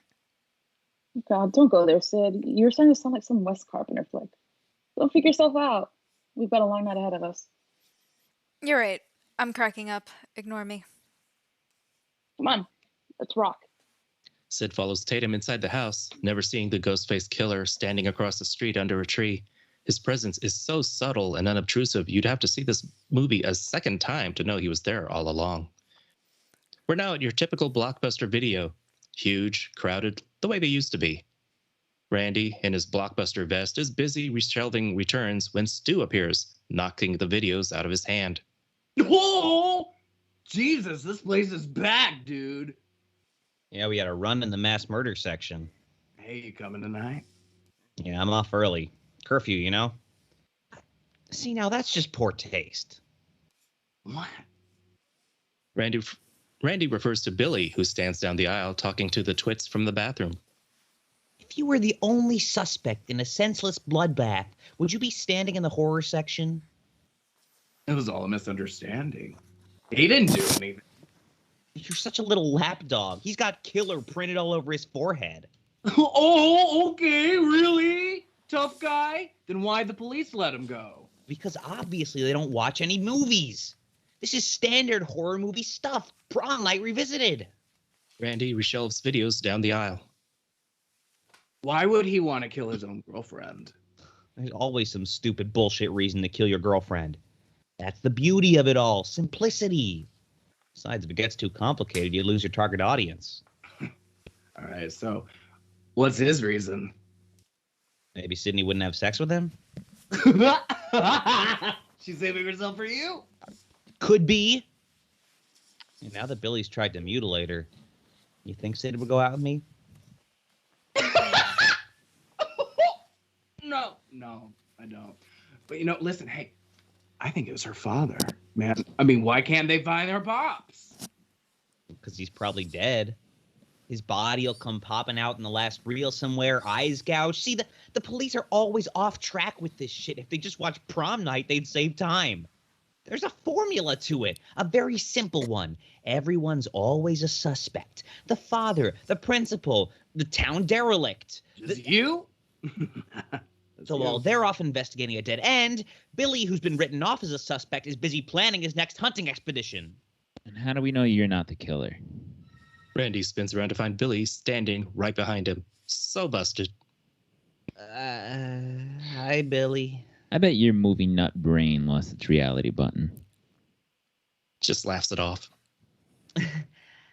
You're absolutely right. I'm the first to admit it. If this were a scary movie, I'd be the prime suspect. And what would be your motive? It's 1995. Motives are incidental. Incidental. He's a good kid. A little later, Dewey drives down Main Street. It's almost dark and the street is close to deserted. Dewey is having a heated conversation with Tatum. A party? A mom's gonna kill you, then me. Don't be so self-righteous. It's just a little blowout. We'll be perfectly safe. Sid stares out the window. Closed signs fill the storefronts. A few people rush to their car in a hurry to beat curfew. God, look at this place. It's the town that dreaded sundown. I actually saw that movie. True story about some killer in Texas.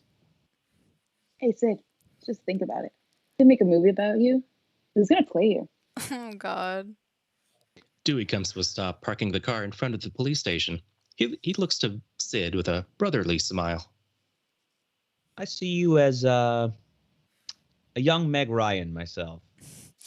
Thanks, Dewey. But with my luck, they'd cast Tori Spelling. At that second burn, they pile out of the Jeep. Dewey heads for the station. Look, I'll just be a few minutes. Don't go far. They walk to the supermarket across the street. Is Billy going to be there tonight? He better not be. I told Sid to keep his mouth shut. I think we can all live without everyone's all-American boy for one night. Sid and Tatum grab a cart from the bin and enter the supermarket, pushing it through the sliding glass doors. Just as the doors slide shut behind them, a ghost-faced killer appears behind, just outside, watching quietly. In the sheriff's office, Sheriff Burke's face heats up as Deputy Riley marches in. Joey, where the hell have you been, boy? Keep my eye on Sydney. Listen up, Dewey, because it's real bad. Here comes his facts. Everything. The calls were listed under Neil Prescott, Sydney's father. He made the calls with the cellular phone. It's confirmed. Couldn't his cellular number have been cloned? There's more. Guess what tomorrow is? The anniversary of his wife's death. It all fits. He's our man. Wow. Have you contacted the Bureau? They believe he's out of state by now. We'll keep roadblocks and curfew in effect through the night. If he's not picked up by morning, we'll do a house-to-house. You think he could still be in town? Hell, he'd have to be crazy to do that. Where's Sydney? Well, she's with my sister. Should I bring her in? Hold off for now. Just stay close to her. She'll be with her friends over at Stu Maker's tonight. Just watch her, okay? Don't let on, but keep your eyes out. Yes, sir. A few minutes later, Sydney and Tatum push a basket through the junk food section. Billy's right. Whenever he touches me, I just can't relax. So you have a few intimacy issues as a result of your mother's untimely death. It's no big deal. You're gonna die out. But I mean, he's been so patient with me, Tatum. You know, with all the sex stuff, how many guys would put up with a girlfriend who's like sexually anorexic? Girl, Billy and his penis do not deserve you. Sydney grabs some chips and salsa. Down the aisle, through the storefront window, the ghost-faced killer stands still, watching their every move. Later, Sid pushes the cart out of the glass door with Tatum riding behind it. The ghost-faced killer is nowhere to be found.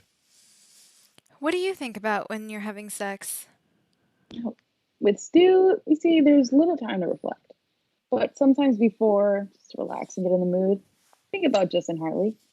Sid pushes the cart with Tatum across the street. Who? Justin Hartley, the oldest brother in This Is Us. Remember that show? He was the actor who was in the show The Manny. Wait, so he was in This Is Us or The Manny? No. The Manny's a show inside of This Is Us. Oh, wait, so it's like a show inside of a show. That's honestly not the important part, okay? The point is, he's super hot and was an important part in my maturing as a woman, if you know what I mean. Okay, but how does that get you in the mood with Stu? During foreplay, I think about him in a maid's outfit. Oh, that maid's outfit, it's a real turn on. What? Sid pushes the cart up to Dewey's Jeep, and Tatum gets off. Just watch the show, Sid. His basket is 10 times bigger than the one you're pushing. Tatum! Oh, Sydney, what? Okay, a guy can talk about tits till he's dead, but the minute you mention Justin Hartley's dangling dong, watch out. Sydney stops just short of a laugh. Tatum pulls open the Jeep's back door, loading the groceries in. Behind her, the Ghostface Killer appears just out of sight. There's that sense of humor. No, it still existed. Come on, Sid. Honestly, you deserve this. Let's have some fun tonight. Deal. Sydney shuts the back door. Dewey jump scares into view, and Sid is startled. You girls ready? Yeah. Looks like I'm your personal bodyguard tonight, Sid. Oh, Dewey, no. You're going to ruin the whole night. Sorry, police orders. I'll stay out of the way, Oh. promise. Shit. Tatum kicks the shopping cart out of the way. It rolls down the road by itself, running smack into the Ghostface Killer, who stops the cart cold with one hand. Dewey's Jeep makes its way down a long, winding road, headlights illuminating the thick woods that line each side. Following behind them, at a discreet distance, is a huge white van. Dewey comes to the end of the road, a dead end. Stu's house, which sits alone in a clearing, big and ominous with no neighbors in sight. A huge old home just ripe for a night of fun and stuff. From the looks of things, the party has already started. Music is blaring, a few kids hang on the porch. Sid and Tatum enter the house with groceries. Yo, cater's here. The girls carry the bags through the hallway and into the kitchen. Stu and some guys are leaning over the sink, drinking beer through a funnel. That's so mature. Where are you guys been? We had to start without you. The news van pulls up and parks on the side of the road a few feet down from the front yard. Kenny and Gail move around inside the van. Kenny hovers over a control panel complete with video monitors. So, what's the plan, boss? Prep the compact, deadweight. We'll hide it in a window and tape all of tonight's festivities. Kenny picks up a compact video camera. The control board's a little glitched, so we can't carry exactly a live picture, but You can do anything right, can't you? What's the delay? Oh, geez. It's about 30 seconds. As long as it records, I don't give a shit. We're not doing it on remote. Gail slides the door open and steps out into the darkness, not seeing the figure behind her. A hand grabs her shoulder and Gail spins around to find Dewey, smiling and extremely pleased to see her. Evening, milady. Deputy Dewey, good evening. What brings you out to these parts? Well, you never know where a story will break. Wow, not much story here. Just a bunch of kids cutting loose. We could do the same, huh? But what are you doing here? Just keep an eye on things, checking the place out. Mind if I join you? Dewey considers this for a whole 2 seconds. Not at all.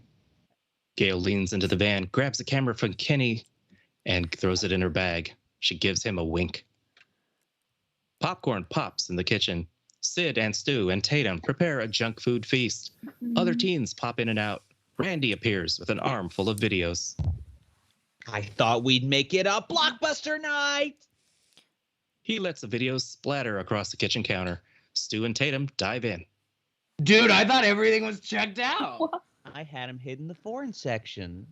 Sydney peruses the videos. The Fog, Terror Train, Prom Night. How come Jamie Lee Curtis is in all of these movies? She's the Scream Queen. Well, that set of lungs. Oh, she should be. Tits. See?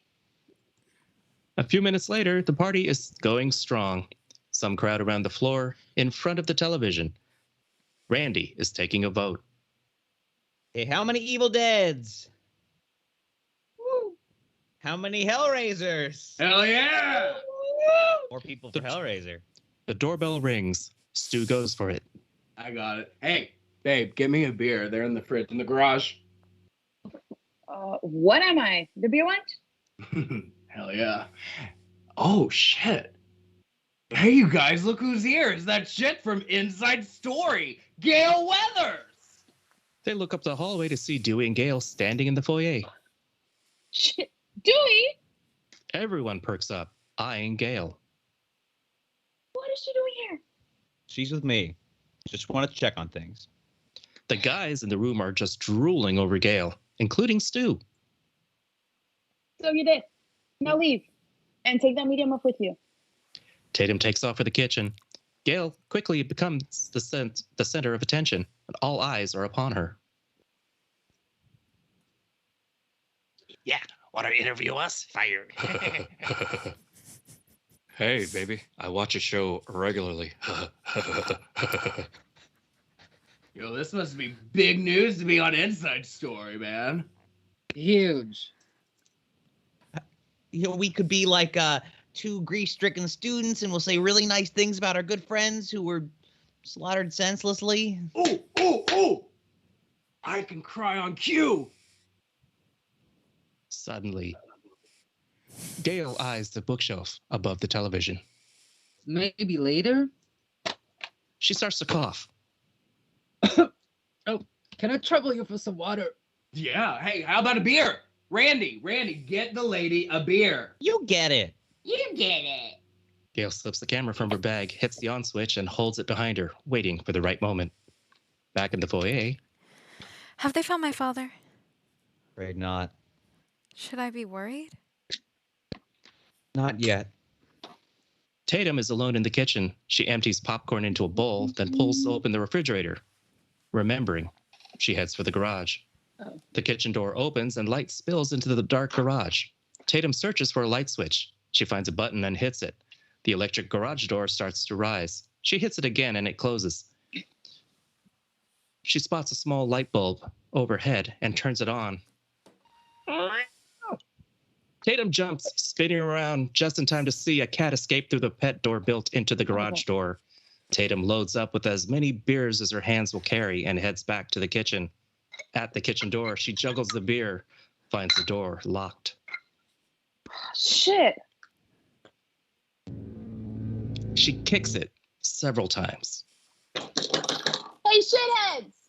No answer. Tatum leans over and, with her elbow, hits the garage door button. It begins to rise. She moves towards the rising door, beers in hand. Suddenly, the garage door reverses, closes.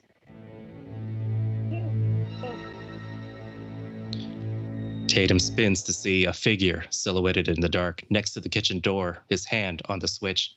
Tatum gasps, then relaxes. Is that you, Randy? It's real cute. Real cute. The figure stares at her blankly. Oh, God, here we're going on. And what movie is this from, Randy? I Spit on Your Garage? Tatum takes a step towards the figure. Look, who's the mask? Okay, if Sydney sees it, she's going to flip. The figure shakes his head slowly. Oh. You want to play Psycho Killer? The figure slowly nods. Well, can I be the helpless victim? The figure nods again. All right. Let's see.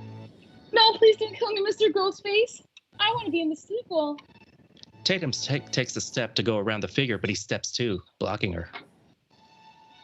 Okay, cut the shit, Casper. That's a wrap. Tatum moves again. Sidestepping, he cuts her off. Tatum pushes the figure hard with her free hand. Randy, seriously, you need to stop. The figure lunges, grabs her wrist. Tatum drops the beers. Tatum yanks hard, releasing his hold. She looks down as a long, sharp blade cuts into her forearm. The figure advances, knife first.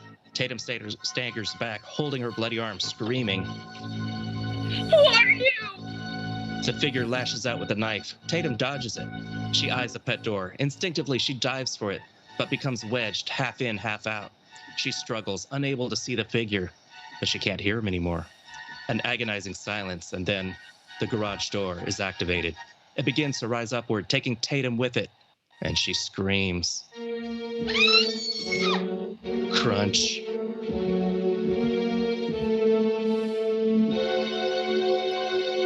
Minutes later, it's getting late, and some kids have leave muttering parents, curfew, etc. Sid moves close to the front door when Billy appears in yet another jump scare. Billy, Jesus, you scared me. And now Stu appears. Dude, what are you doing here? I was hoping me and Sid could talk. If Tatum sees you, she'll draw blood. Hey, you guys can go up and, use my parents' room to talk and whatever. Subtlety, Stu. Look it up, dick cheese. It's okay. We need to talk. Sid grabs his hand and leads him up the staircase. Randy appears from the kitchen just in time to see Sid and Billy disappear upstairs. What's Leatherface doing here? Oh, he came to make up. Oh, there goes my chance with Sid. As if, Alicia, as if. Back in the news van, Kenny fidgets with the control board. He hits a couple of buttons, bangs on the side of the monitor, and a picture emerges. The living room. The camera's positioned just above the television. On screen, the party is full screen. On screen, the party is full swing. Several teens sit right in front of the television.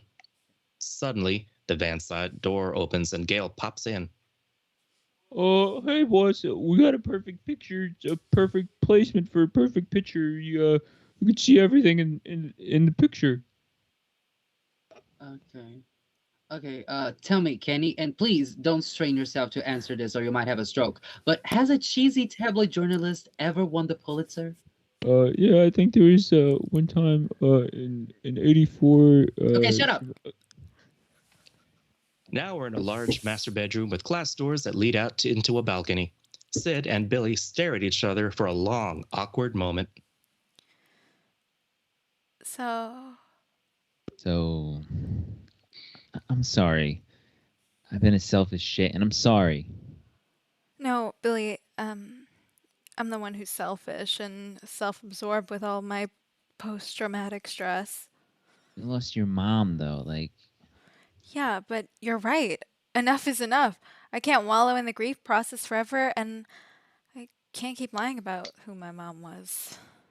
Billy bows his head quietly, knowingly. I think in some weird analytical, psychological bullshit way, I'm scared I'm gonna turn out just like her. Like the bad seed or something. Oh, Sydney. Every time I get close to you, I see my mom and I know that doesn't make any fucking sense. No, it does. Of course it does. It's like Jodie Foster in Silence of the Lambs. When she kept having flashbacks of her dead father? But this is life. This isn't a movie. Sure it is, Sid. It's all a movie. Life's just a big movie. You just don't pick your genre. Billy moves to her. They embrace tenderly. Yeah, I want to let go. I do. Shh. Everything's going to be okay. I promise. Sydney takes the initiative, acting on impulse, kissing him in a long and hard kiss. She breaks away passionately, out of breath. Why can't I be a Meg Ryan movie? It's okay. Or even a good porno. What? She stares at him, her eyes sexually charged. You heard me. Are you serious? Yeah, I think so. Giggity, they smile at each other. Minutes later, the camera sits on a bookshelf, completely inconspicuous. Several teens watch TV, the horror diehards. Look, here it comes. Splat. The blood's not even the right color. Why do they do that? It's still red. Oh, here comes another. Predictable. Totally knew he was gonna bite it. How can you watch the same shit over and over? I want to see Jamie Lee's breasts. When do we see Jamie Lee's breasts? Not until Trading Places in '83. Jamie Lee was always the virgin in horror movies. She didn't show her tits until she went legit. No way. That's why she always lived. Only virgins can outsmart the killer in the big chase scene in the end. Don't you know the rules? Stu finishes his beer. What rules? Randy pauses the movie and stands in front of the television, explaining. There are certain rules that one must abide by in order to successfully survive a horror movie. For instance, 1, you can never have sex. Now, the minute you get a little nookie, you're as good as gone. Sex always equals death. 2, never drink or do drugs. Just said In factor, it's an extension of number 1. And 3, never, ever, ever, under any circumstances, say, I'll be right back. Because you won't be back. Another beer. Do you want one? Yeah. I'll be right back. There he goes. It's a dead man. Wave bye-bye. Gail and Kenny watch the monitor. The party is clearing out. Someone bangs on the van door. Gail opens it to see Deputy Riley standing, all smiles. Sheriff just radioed me. I'm going to check out a possible lead. Thought you might like to join me? Yeah, what kind of lead? Well, a car was spotted in the bushes a little ways up the road. I'd love to, if you're sure it's all right. Ma'am, I am the deputy of this town. Can I bring Kenny? No. I mean, I should probably just take you. Gail steps out of the van, turning back to Kenny. Be right back, fat ass. Let's go. She slides the van door shut. Gail heads for Dewey's Jeep. Actually, I thought we could walk. It's not far. Gail appears skeptical, but smiles anyway. She's genuinely smitten by this hot guy. At the living room, scary music fills the room. The party is reduced to diehards in front of the television. Look, here comes the obligatory tit shot. Beautiful. Finally. Finally. PJ, you're killing me. I don't like that. Billy and Sydney are going at it passionately. He has his head buried in her neck. Justin Hartley in a maid outfit. Justin Hartley in a maid outfit. Blue shit's working. Sydney pushes Billy off her as she pulls her shirt over her head. She fumbles with her bra as they fall into each other's arms. Seconds later, back in the living room, the horror fest continues when the phone rings. Everyone ignores it. It rings again, and finally Randy grabs the receiver. Hello? Yeah,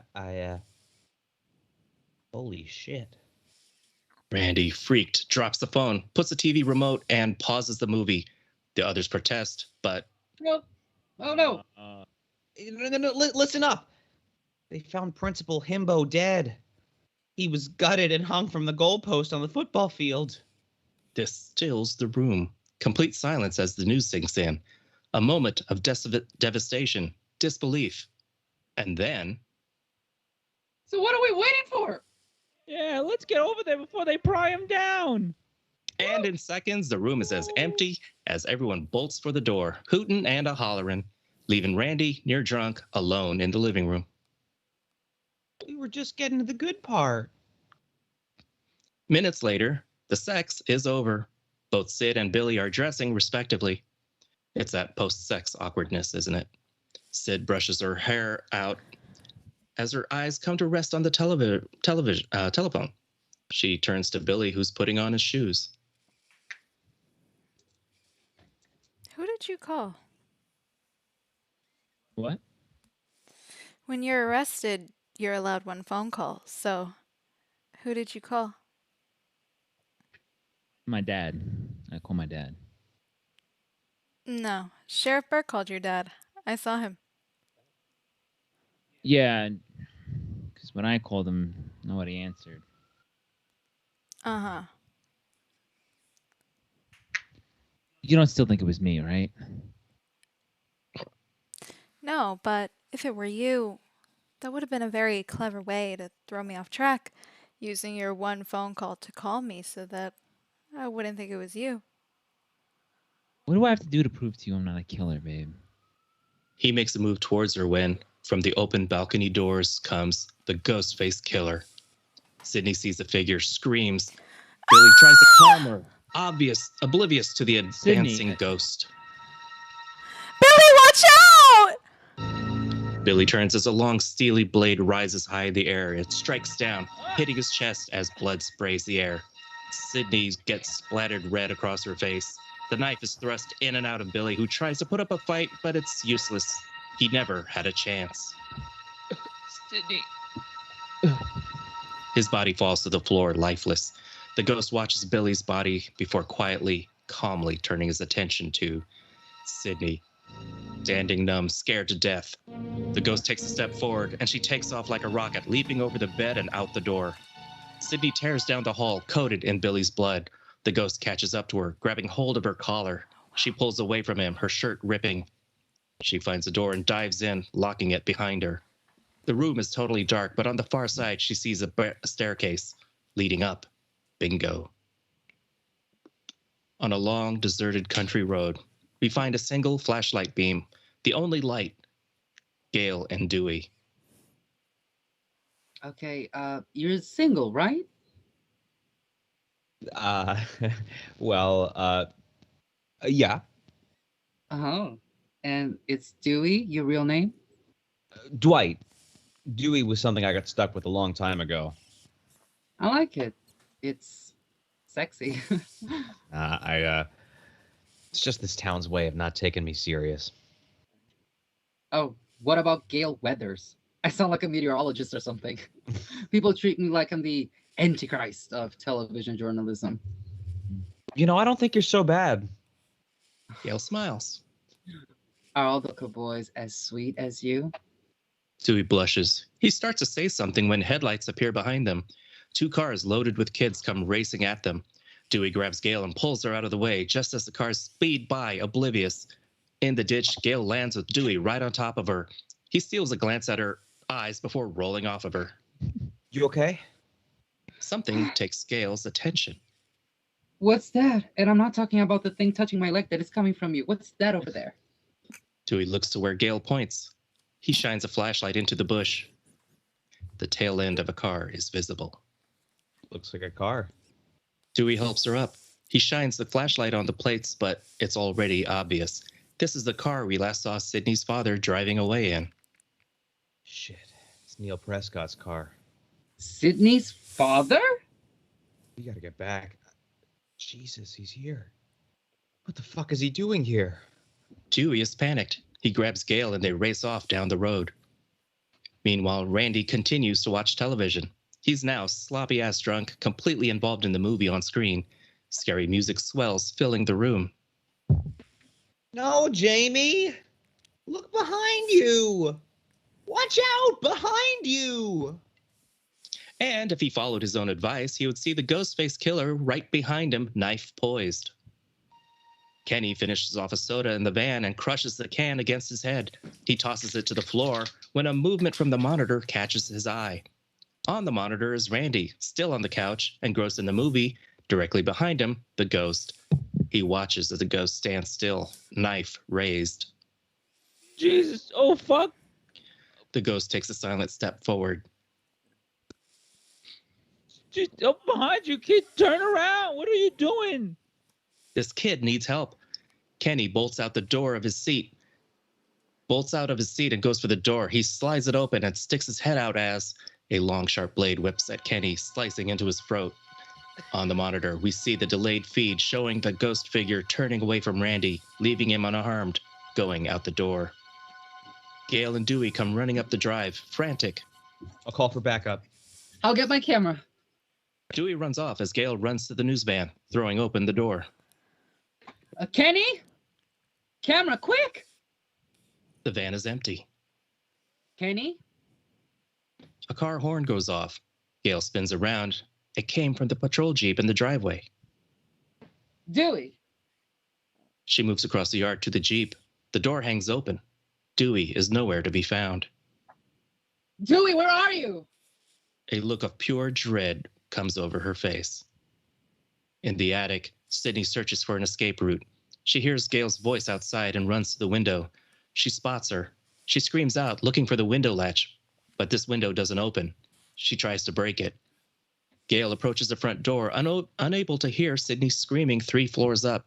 Gail reaches for the door, and just as she hears a loud, horrible shriek from just inside, she backs away. It's really just the Jamie Lee Curtis screaming on the television as a horror movie on TV comes to its horrifying climax. Randy is now gone. He's missed the good part.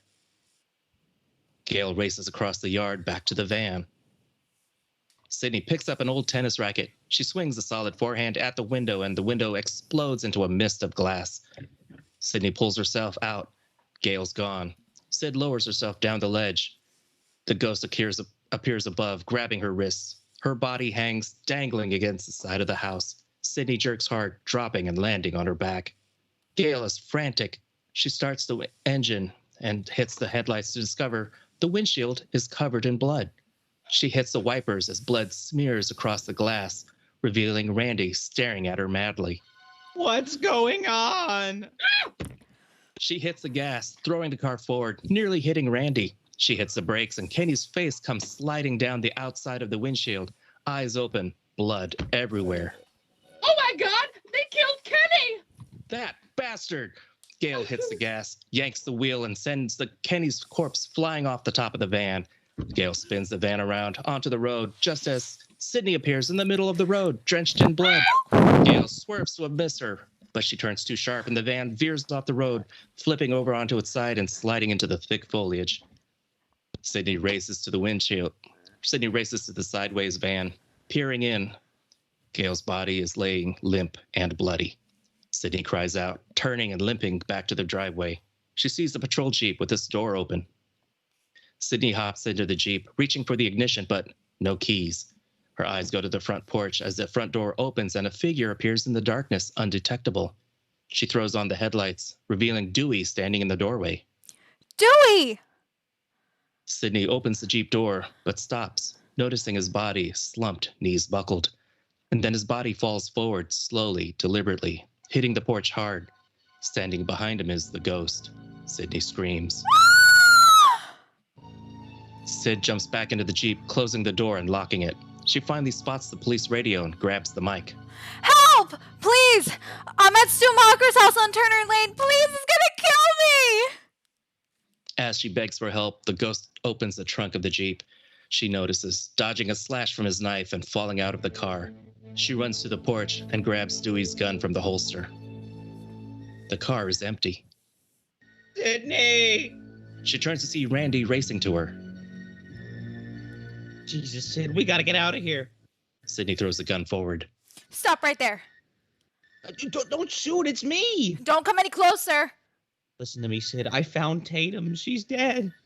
She's been killed. I think Stu did it. He takes a step forward when another voice speaks up. Don't believe him, Sid. Sydney spins around to see Stu approaching. He's lying. He killed my Tatum and Billy.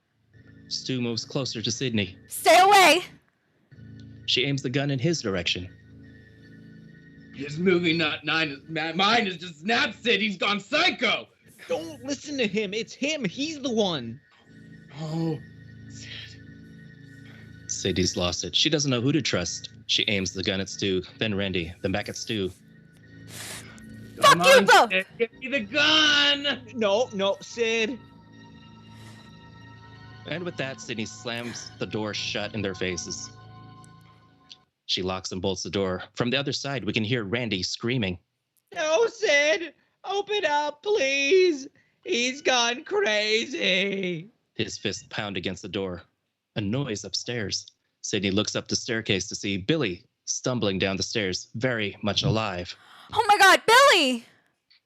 He's blood-soaked and dazed. Sydney meets him on the landing, grabbing him and holding him up. I thought you were... All right. Gotta get help. Billy goes for the door. He's out there! Randy continues pounding on the door, screaming at the top of his lungs. Please, you gotta let me in. He's gonna kill me. Billy goes for the door. Sydney blocks him. No! Don't believe him. It's okay. Give me the gun. Sydney hands him the gun. Billy turns and unlocks the door, opening it. Randy rushes in, grabbing Billy, pleading. Help me. Shh. It's okay. Stu's flipped out. He's gone mad. A smile creeps across Billy's face. We all go mad sometimes. Randy squints, confused as Billy aims the gun at Randy and pulls the trigger. The blast throws Randy's body against the wall before sliding into a heap on the floor. Still. Anthony Perkins, psycho. Billy turns to Sydney, his eyes upon her, unmoving. He sticks his tongue out and slowly licks the blood dried onto his face. He's tasting it. Corn syrup. The same stuff they use for pig's bloods in curry. Sydney's dumbfounded. Slowly, she takes a step back, moving into the kitchen. Billy lurches forward in a fake-out, baiting her. Billy's face is no longer familiar to Sydney. There is something inhuman now about his features. She continues to back up, bumping into Stu. Oh God, Stu, please help me. Stu stares back at her, eyes wide, lips curl in a subtle smile as he holds a small cell phone to his face. Surprise, Sydney. His voice is affected now, the voice of the killer. Sydney looks back to Billy, then to Stu, then to Billy again. She stands between them, her mind racing and calculating. She bolts to the living room. They surround her, trapping her in. Where you going? It's not over yet. We got one more surprise. Stu? Oh yeah, Sid, this is the best part. You're gonna love it. You're gonna love it. It's a scream, baby. Hang on. I'll be right back. He disappears into the kitchen. Billy raises the voice changer to his face. What's the matter, Sydney? You look like you've seen a ghost. A noise, a low dragging sound. Stu reappears from the front hall, wrestling with someone. It's Mr. Prescott, bound and gagged, his eyes wide in fear, very much alive. Daddy? She starts for him. Close enough. Stu places the cell phone in Mr. Prescott's pocket. Oh, I guess I won't be needing this anymore. Why are you doing this? It's all part of the game. It's called Guess How I'm Going to Die. Fuck you. We already played that game and you lost, remember? You have to play, Sid. Don't want to disappoint your dad. He's been waiting around all night. It's an easy game. We ask you a question, and if you get it wrong, you die. And if you get it right, you die! You're fucking crazy, both of you. We actually prefer the term psychotic. You'll never get away with this. Tell it to Cotton Weary. You wouldn't believe how easy it was to frame him. That was easy. We just watched a few movies. Together, Sid. Took a few notes. Together, Sid. It was fun! Together, Sid. They relish in their badness, proud of themselves. She looks at her dad, her eyes in tears. She looks back to Billy, unflinching, with a determined look on her face. Why did you kill my mother? Why? Why? Did you hear that, Stu? I think she wants a motive. I don't really believe in motives, Sid. I mean, did Norman Bates have a motive? Nope. And did they really ever explain why Hannibal Lecter liked to eat people? I don't think so. You see, it's scarier when there's no motive, Sid. What? I don't understand. We did your mom a favor. The woman was a slut-bag whore who flashed her shit all over town like she was Sharon Stone or something. So we put her out of her misery, Sydney. I mean, let's face it, your mom was no Sharon Stone. Stu cracks up over this while Billy turns very serious. That motive enough for you? Or how about this? Do you know your slut mother was sleeping with my dad, and she's the reason my mom moved out and deserted me? A sudden silence. Sydney is rigid with shock, his words resonant with truth. What? Even Stu is surprised with his seriousness. Think about it. On the off chance I get caught, a motive like that could divide a jury for years. Don't you think? You took my mother, so I took yours. Big sympathy factor. Maternal abandonment causes serious deviant behavior. Certainly fucked you up. Made you have sex with a psychopath. Ooh, that's right. Now that you're no longer a virgin, you gotta die. Those are the rules. Billy sets the gun down on the table near the foyer and then moves to Sydney with a butcher knife in hand.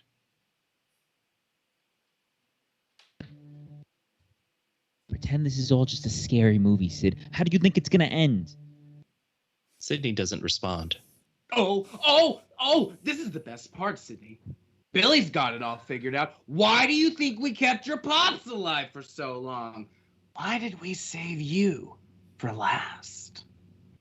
You know what time it is, Sid? It's after midnight. Your mom's anniversary. We killed her exactly 1 year ago today. Billy turns to Stu with the knife. They eye each other. Ready? Yeah. Billy pulls the knife back and brings it forward quickly, slicing into Stu. He stumbles to his knees, wincing in pain. Jesus. Sydney screams as blood gushes. Real blood this time. It's finally the right color. Stu inspects the wound to his side, then he smiles. Good one. My turn. Don't forget, stay to the side and don't go too deep. Stu turns the knife on Billy, driving it into his belly. Jesus. Fuck! Stop it! Got the ending figured out yet? Time's running out. Come on, Sid. Think about it. Your pops is the chief suspect. We cloned his cell phone. The evidence is there.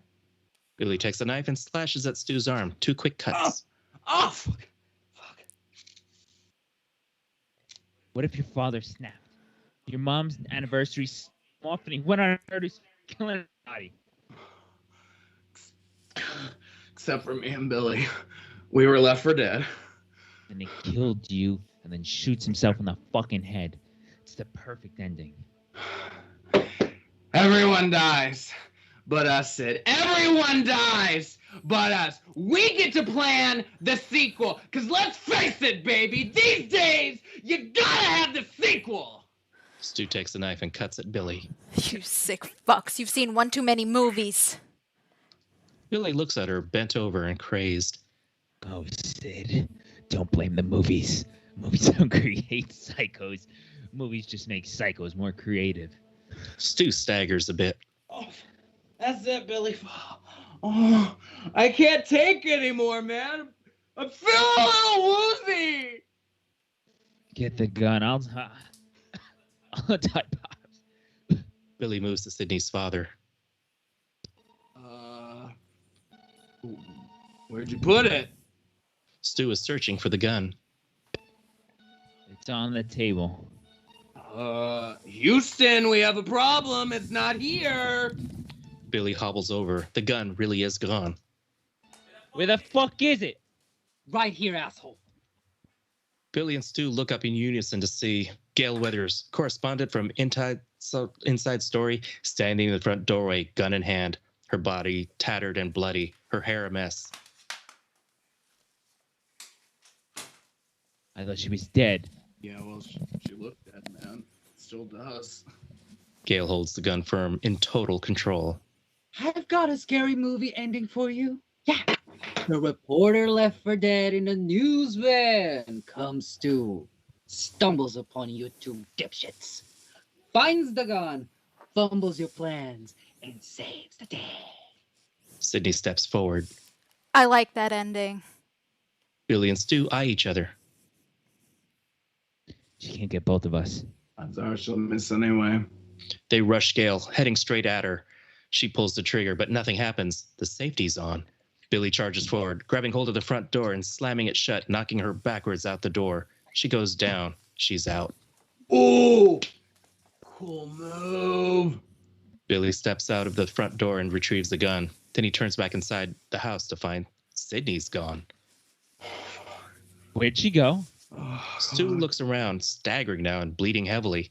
Sydney has completely disappeared. Only her father, bound and gagged, remains in the living room. I don't know, Billy, but I am hurting, man. Where the fuck did she go? Suddenly, the phone rings. Billy and Stu look at each other, completely surprised.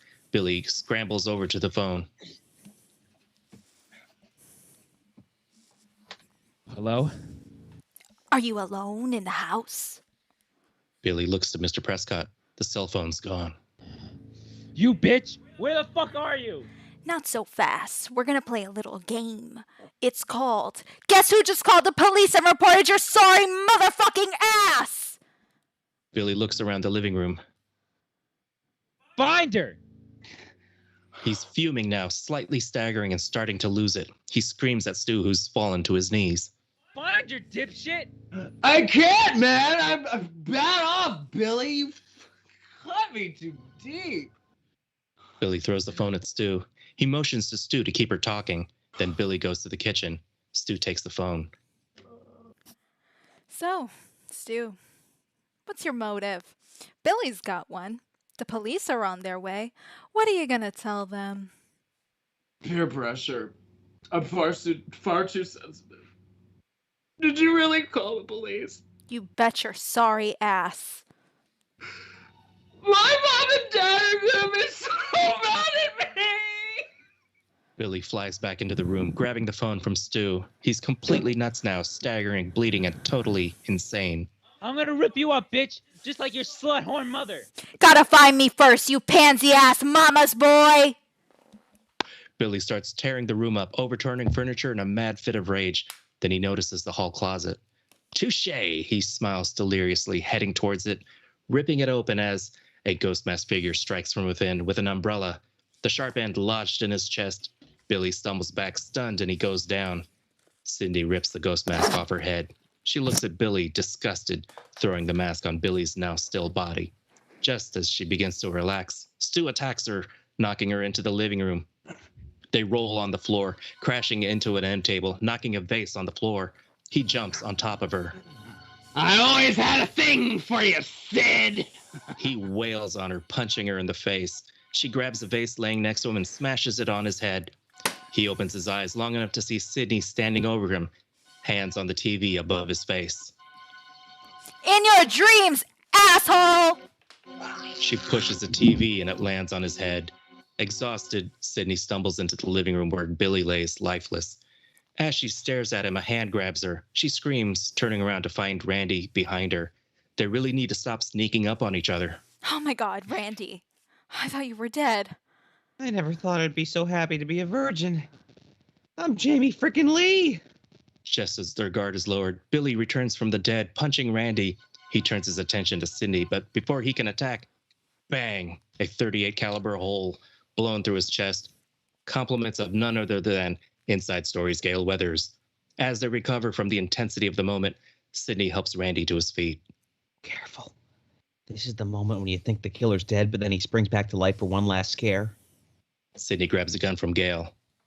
As she steps over, Billy's eyes pop open. She raises the gun barrel to his head. Not in my movie. Blah. Later, police cars swarm the residence. Gale stands on the porch, reporting the scene. Hi, this is Gale Weathers, eyewitness of this amazing story. What started with a scream over 911 ended in a bloodbath this weekend as Sydney Prescott, a student at the local high school, experienced her own scary movie. Fade out, the end.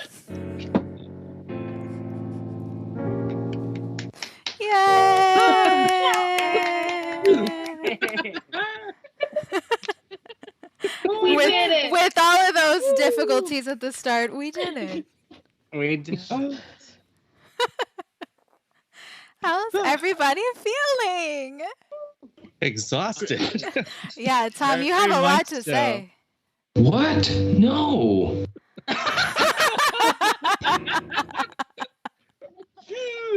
I love it. She's like Oh a my cameo God. has slipped in. Oh, the cat. I loved that. That took me by That's surprise. so good. This cat is so cute. I love this cat. Oh, I saw earlier that Gabby made a little cameo. She stuck her Yeah. face right in the camera. Killed it. I That was was so hilarious. pleased. A true queen. I loved when she just sat there, such a power move. Yeah, she's a little Like, goddess. this is I'm the narrator now. Yeah. Oh, God.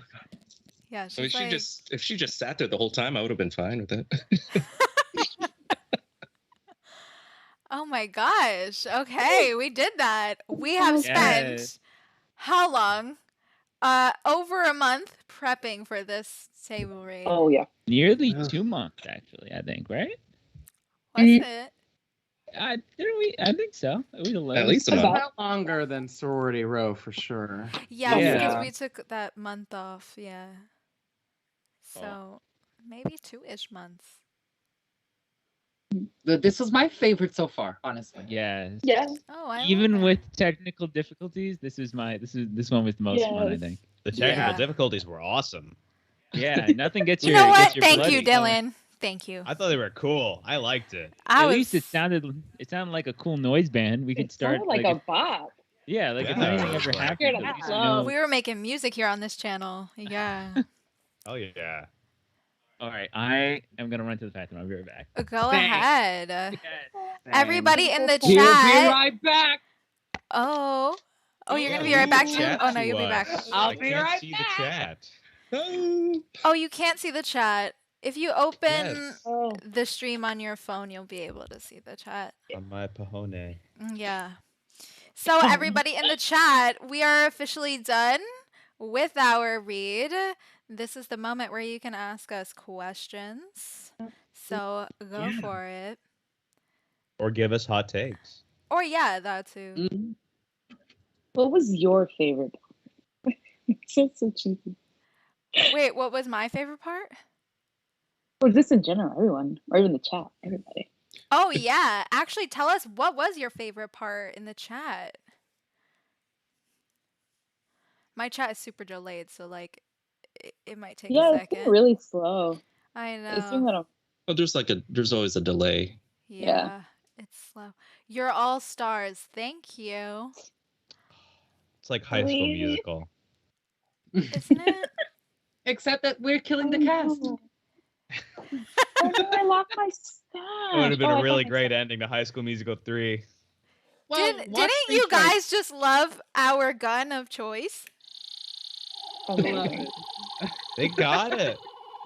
That's sold out of like every Spirit Halloween. I know. I was so excited to get it. Vinny was my favorite part. I love To be honest, Vinny with the guts out was my favorite part. If you Love guys that. missed that, you have to go Specifically- back. Vinny with the guts out. Yeah. Period. I almost cracked up out of character when I saw the mustache. Oh yeah. Most I was could like- not handle it. Oh no, I couldn't I handle was it. not ready for that. It's like the Village People. It looks so good. Like, Shaheem, and that's so sweet. Thank you. I will read your review of this on Letterboxd. Thank you. I had to actually get the past few streams that I've played a random sheriff. Now that I think about it, I do that a lot. You do. I've always just, Time to I've always invest just in drawn a. it on a piece of paper. So I'm like, you know what? I'm gonna use it. I got my cool hat. I got my cool mustache. Look at this mustache. Oh, Is yeah. crazy. I'm living for it. It's like early Burt Reynolds. Yeah. Yeah. It looks great. Cannonball Run, Burt Reynolds. $5 That's on good Amazon, shit. and it's a whole pack. Nice. yep.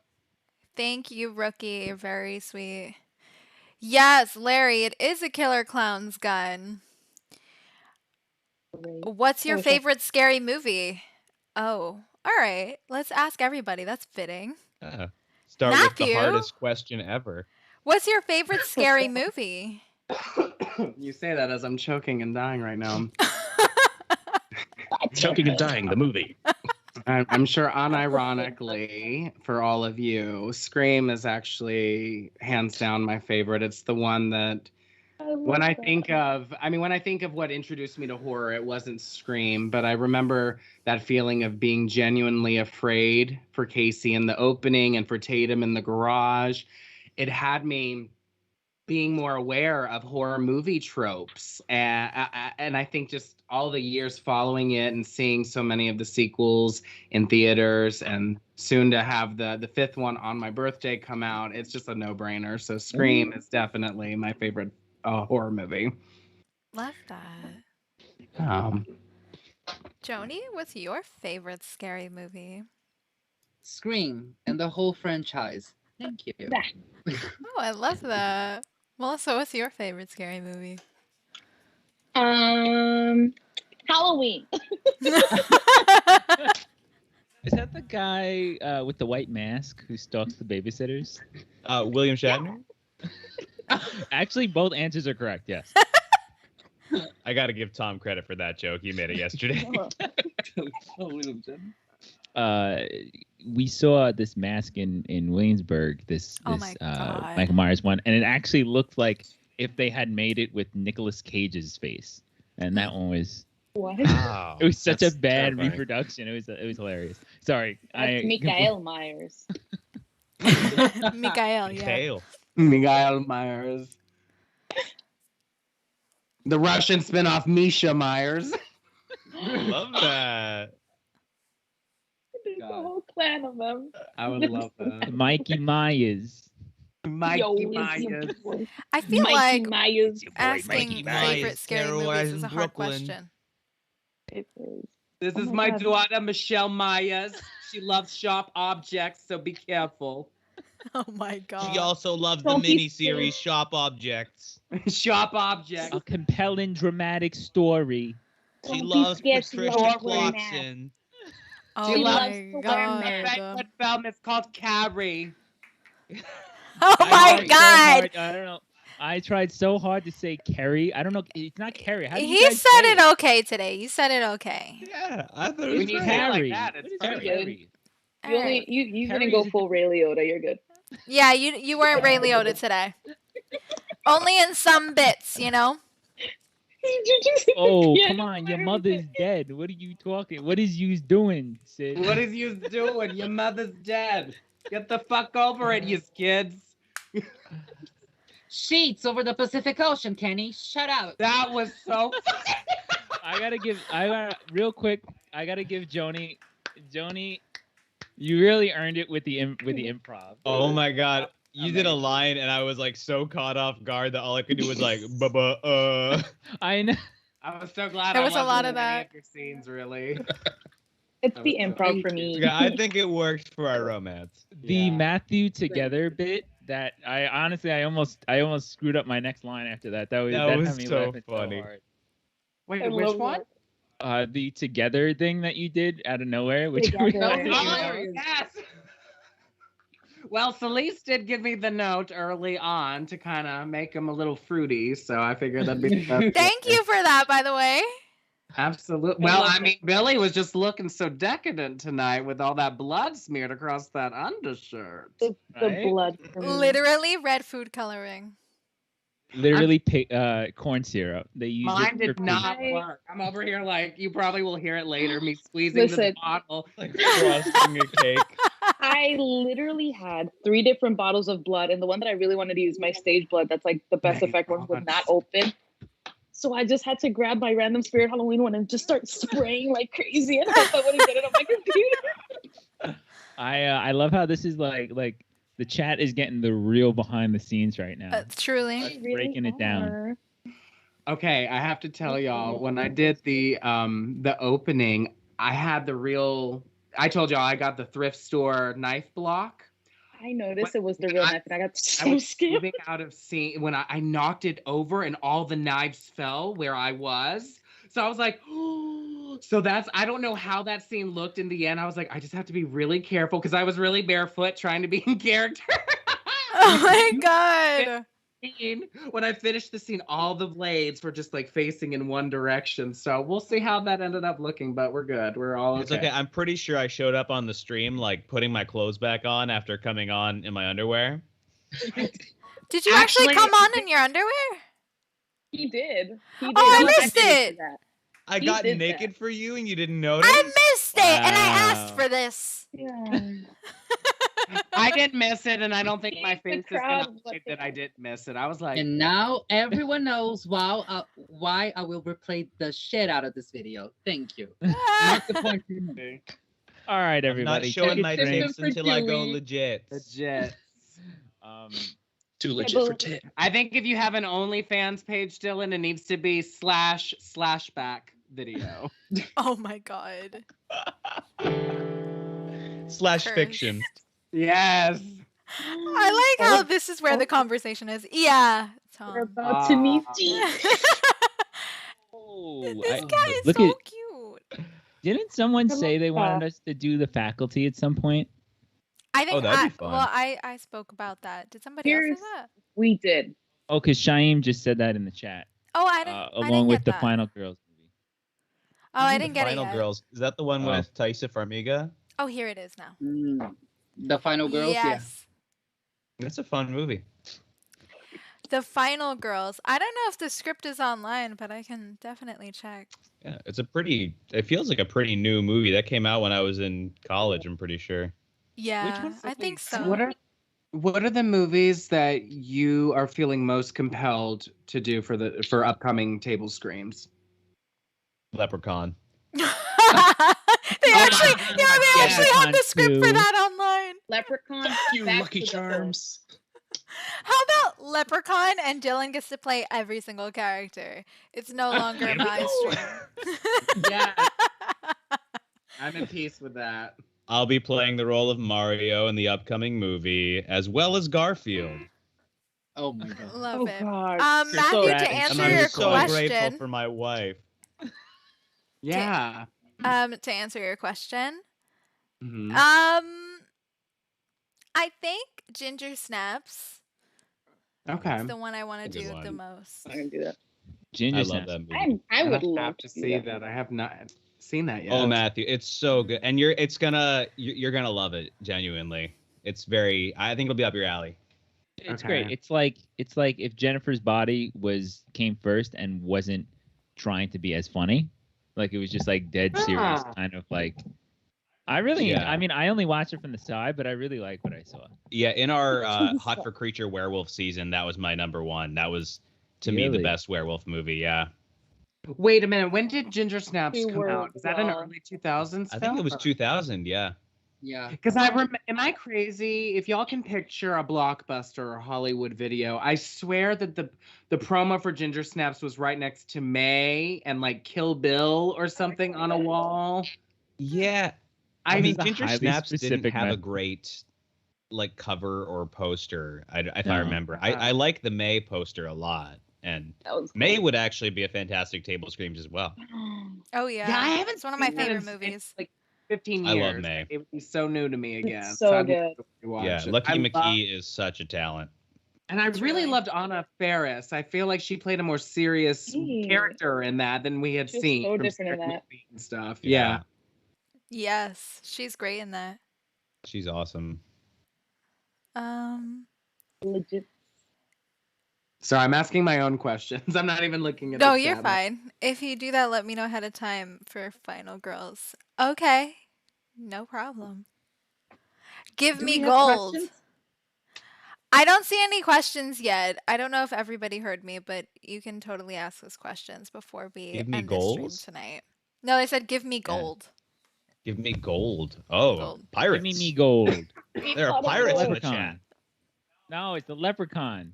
Oh wait, not everybody answered their the question for Oh, what's yeah. your favorite scary movie. I was at Melissa. Oh. Yeah, Melissa. She's taking you a second. said- She's Oh, got no, to I think. did already. She said Halloween, but I thought you were just quoting this Oh, I thought you were movie. joking. I know, it was legit. Oh! I was like, Oh, she you know was what? That'd be legit. funny to read on the- Well, if you went Yeah. legit, does that mean we get to see? So who's next? Only the OnlyFans. I'm just kidding. Oh dear. Dylan, what's yours? Probably Scary Movie 3. Yeah, that is pretty terrifying. Truly No, I mean, scary. so when you're asking what's your favorite scary movie, is that like which one do I think is scariest, or just like favorite horror movie in general? Because that's I think they're just asking favorite in general. That's Yeah. a big Yeah. question. It is. It is. I mean, I think probably like if you check my letterbox on my profile, I think it's Phantom of the Paradise. I love that movie. I think it's amazing. It's like a slasher musical, and it's not like it's campy, but it's not like it works as a movie too. You know, it's not just look how bad this is. It's actually like a very good movie. So that's up there. I mean, I also always recommend Alucarda on I knew on he these was gonna streams. say and, that. I knew he was yeah. gonna say it. I feel like I'll keep recommending it until you guys watch it. It's so good. I feel Can I like please I feel like the request? last 3 table screams. That's every single time Tony goes, "What's a good movie, Dylan?" You're like, Dylan's "Have like you guys ever heard Alucarda. Because Alucarda?" no one's ever seen it. Dylan, I want to watch it, but I only want to watch it when you're available because I want you to be able to watch. Like, I like that kind of stuff. So, like, you should. I want to have you watch my reaction. Are you guys around? Are you guys You around love next it so weekend? much. Yeah, I will yeah, make yeah. myself available for you Come next through. week. We'll hang out I and could watch do this Sunday movie. night on yeah. Okay, That's done and fun. done. Yes, let's do it. I'm Melissa, 100% too bad you in. can't be there. I can be there in video chat. If that Yeah. counts. If I'm on Sync it that. up. Hey, Yes, come through a video Elaine, chat. Rocco, bring your equipment. We'll live stream from my place. My Wi-Fi's a bit shit, but we'll make it work. Watching Our the Wi-Fi is Sweet and supposed Spooky family be disappointed by Alucarda. I don't know if I'm gonna like it. I don't know. Yeah. It's a lot. It's just one of those looks like a Mexican lot. horror movies that is just like everything but the kitchen sink, and I love that kind of thing. But yeah, I'd say Phantom of the Paradise is really up there. The Wicker Man's up there for me. You know, Alien. You're a 70s guy. I I love the 70s. I think I vibe most with the 70s vibe. That's cool. Me too. That's my favorite decade. I know. We always geek out over this stuff, Jhownee. Oh, and we were talking about Coffin Joe the other day. Those movies are great. Love it. I have yet to see those. I'm a little scared to They watch are- them, but They're kind of they're fun. on my list. Yeah. Good. Rocco, what's yours? I know this answer already, but Yeah, I mean, this one's easy. I mean, if we're talking just like a horror movie, not like the scariest movies, because I think that is what Rookie said. yeah, in the favorite chat in just general. now. Yeah. Shaun of the Dead, 100%. Shaun of the Dead. Is Easily. Shaun of the Dead a horror movie? It's a horror. It's a comedy. horror Yeah. comedy. It's a horror I think it comedy, yeah. counts. I Yeah, think and it's there are- probably. Sure, yeah. I think it's as scary to me as Scream is. That scene where the guy gets ripped open genuinely horrifies me every time I see it. When I was a kid, I like saw the coming attractions in the Dawn of the Dead DVD, the Dawn of the Dead remake DVD, or no VHS that I got from Blockbuster. All right, here we're on. I'm aging myself. And I remember like We all went to watching it. Blockbuster. Yeah, and being Blockbuster. like, "Oh my God, this is awesome! It's a zombie horror, a zombie comedy movie." And then I watched it like when it came out, I guess like a couple months later, and like I was terrified when I first saw it. I loved it, but I was terrified. And even like Edgar Wright like went out of his way to say that he like didn't want to make the zombies funny, and that was like a big thing. And I think it really like where it's like what you said with Scream. It very much is that kind of level of, even though it is very funny and it's kind of heartfelt and it really like makes you relate to it. There also are scenes that are just like actually like really well done horror. I mean, obviously in the context, it's not as scary as if it was just a regular horror movie, but it's still. I think it still stands up as a horror movie, and I mean it is a horror movie. So. It's the characters are funny. The threat is real. Exactly. Yeah. And it gets really Absolutely, dark yeah. at the end. That conversation between him and the girlfriend at the end is like heartbreaking. Yeah, exactly. And I'm like 8 years old. I don't know how old I was. No, I wasn't 8. I think I was probably like 10. But I'm like 10 years old watching this going, oh man, this would suck if I was in this position, as if I knew what that's like. Tom, what's yours? Well, most of my favorite horror movies are the originals that have had remakes. The Thing, the original John Carpenter, The Thing. Mm-hmm. A Nightmare on Elm Street, the original OG. The original Amityville Horror from the 70s. That one's one of my favorites. And I think one of my most favorite horror movies is Prince of Darkness. John Carpenter's. Oh, yes, I've seen that with Donald that's a Pleasence. cool choice. That was a good Yeah, one. it's a movie you don't see a lot or hear about a lot, but it's like really creepy movie to me. And I watch it every Halloween and sometimes in the summer. Oh, that's so nice. Yeah, that's a very good choice. Okay, Angela had a good question here. Can y'all talk a little more about the logistics of planning something like this? Huge planning nerd here.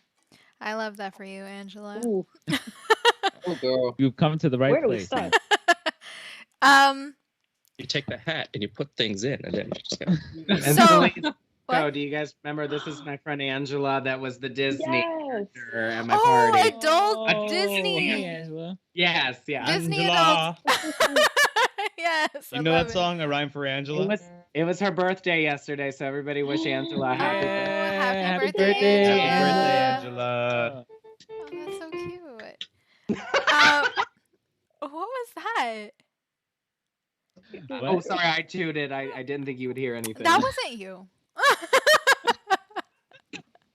Who's playing the Referencing piano? Was that a metallic bump? Oh, I thought it came from Tom. I didn't see It that could have was been you. my Gabby's like running around in here. Yeah, so planning these things, I kind of thought that it would get a little easier, but as we expand the table screams, it's it's a As you lot can more tell. stressful. As you can tell with our technical difficulties at the beginning. Yeah, basically I have to cast everyone like within enough time for at least a 3-week rehearsal time. So we'll do like one rehearsal a week, and then the last week we'll do 2 rehearsals. Everybody kind of figures out their death scenes themselves because everybody here is very creative. What? No. Yes. I hit the wrong button. I meant to hit this one. But actually, I'm curious to see what you guys, as guests and actors here, and even Tom, it's Tom's first time here. What has your experience been like? We can start with Tom. It's very new to me. I've done other live streams. I was just talking, but having some kind of a structure to adhere to was kind of liberating at one point. But it's also even more stressful because you do have something you got to stick to, and sometimes we would jump lines or the script I couldn't scroll. Oh It yes. wouldn't scroll for And me. it's that moment of panic right there. Mhm. Yeah, a lot of little panic moments, like, oh no. Yeah. I had a lot of those today. Yeah. Yeah, for like 20 minutes at the beginning of the stream. Yeah, I was just like, well, I'll Just go so kill everybody myself. knows, before we continue, like for context, we tested the whole stream and like all the logistics, like just what Selis has set up is like it took like literally like almost 40 minutes to put together. But the way that OBS works, the levels coming in look normal until you actually hear it from your perspective as the watchers. And I didn't realize this until everybody was like, it's echoing. And then I looked and I realized all of the channels we weren't monitoring in. They were just feeding out. So everybody's individual channel was playing at the same time as their actual, as like the audio coming from Skype as a 2-channel. So I know this sounds like mumbo jumbo, but I was like, oh, that's why everybody's hearing 7,000 Matthews and Jhonees and Dylans, etc. Because there literally are 7,000 different versions of everything playing at once. So, yeah, that was it. It was Like just a bunch of little Loki things. variants. It was pretty Exactly. crazy to decide to do to use OBS for this table read. Usually I use StreamYard. I'm like, this is so user friendly. It's gonna be great. And OBS was like, I'm not user friendly. Half of these things I don't know what it says. Good thing I have you, Rocco, because it In an attempt to make things like really intuitive, went out of their way to make things the least intuitive as possible. But like it makes sense, but like just enough that it doesn't, and that's what I love about OBS. Yeah, it's like Pro Tools. Why does B mean split? Nothing makes What sense. again? Oh yeah, that's so weird. I'm not gonna get into key commands for different. Yeah, let's go on to Matthew. Weeds about audio engineering. Angela, if you want to get really nerdy, we can go there. But I don't think anybody I don't wants think to hear. Angela does. Let's go on to Matthew's experience with TableScreams and how you prep, etc.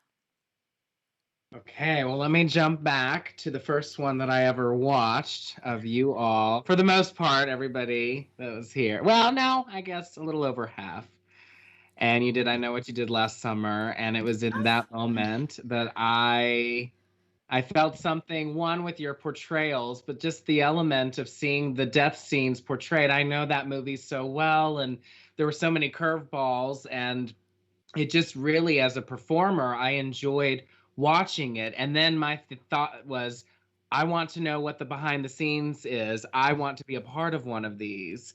And so when I got to audition for Sorority Row and be a part of that, it was, as you mentioned, a weekly schedule of practicing and trying to come up with death scenes and silly bubbles to be made. I think with Scream, I don't know how y'all felt. I was saying the lines in the shower. I was in the bathroom brushing my teeth on Snapchat, hearing myself.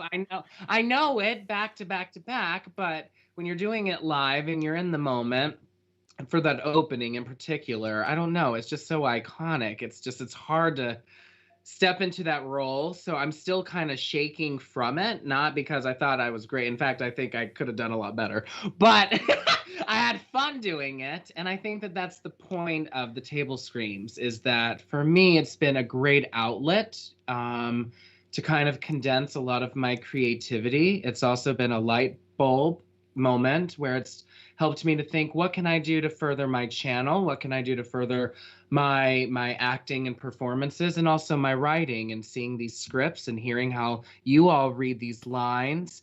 It makes me excited to think about the future of what else could be read. But then I think one day I will have a screenplay, and I want all of you to read for roles. And I want to hear how you portray my words. And so I just think that there's such a great unity that you've brought here. I mean, Jhownee, Rocco, Selis, I feel like you guys are the Holy Trinity. You guys are really the ones that from the very beginning. And then Melissa, I learned of you. I kind of knew them first, and then you kind of made that perfect, four square. Wow. And then Dylan, you just got a great ass smile. And then Tom, you're just a cool ass cat, and you got cool ass cats. And then over here like me. So put them all together. Yes. I don't know. I think the TableScreams, I wish that there was a way that everybody could be a part of it, because it's really, as a person and a performer, it's really made me happy to find you all. I'm very honored to be a part of this. So thank you for letting me blather on. I'm mute now. I'm so happy that you are a part of it now. I see like all the hard work you put in, and I'm very appreciative of that. You do a great job every time. You kill it. So thank you. We'll go on to Jhownee. Oh my god, my turn. I actually cannot believe that this is happening. Like, look at this. Look at this. It's kind of crazy. I never did anything like this before. It was just an idea, and whoa, it's reality now. So it's kind of a shock. And I'm really, really happy to be a part of this family. I know I'm in the other side of the world, basically, but you guys make me feel, that I'm there with you, that you're here with me. So that means a lot. And I'll give up a lot of stuff just to be on TableScreams. Like if someone calls me for a party, whatever, like they did, I'm not going. I have TableScreams this Saturday. So I love this. It's a lot.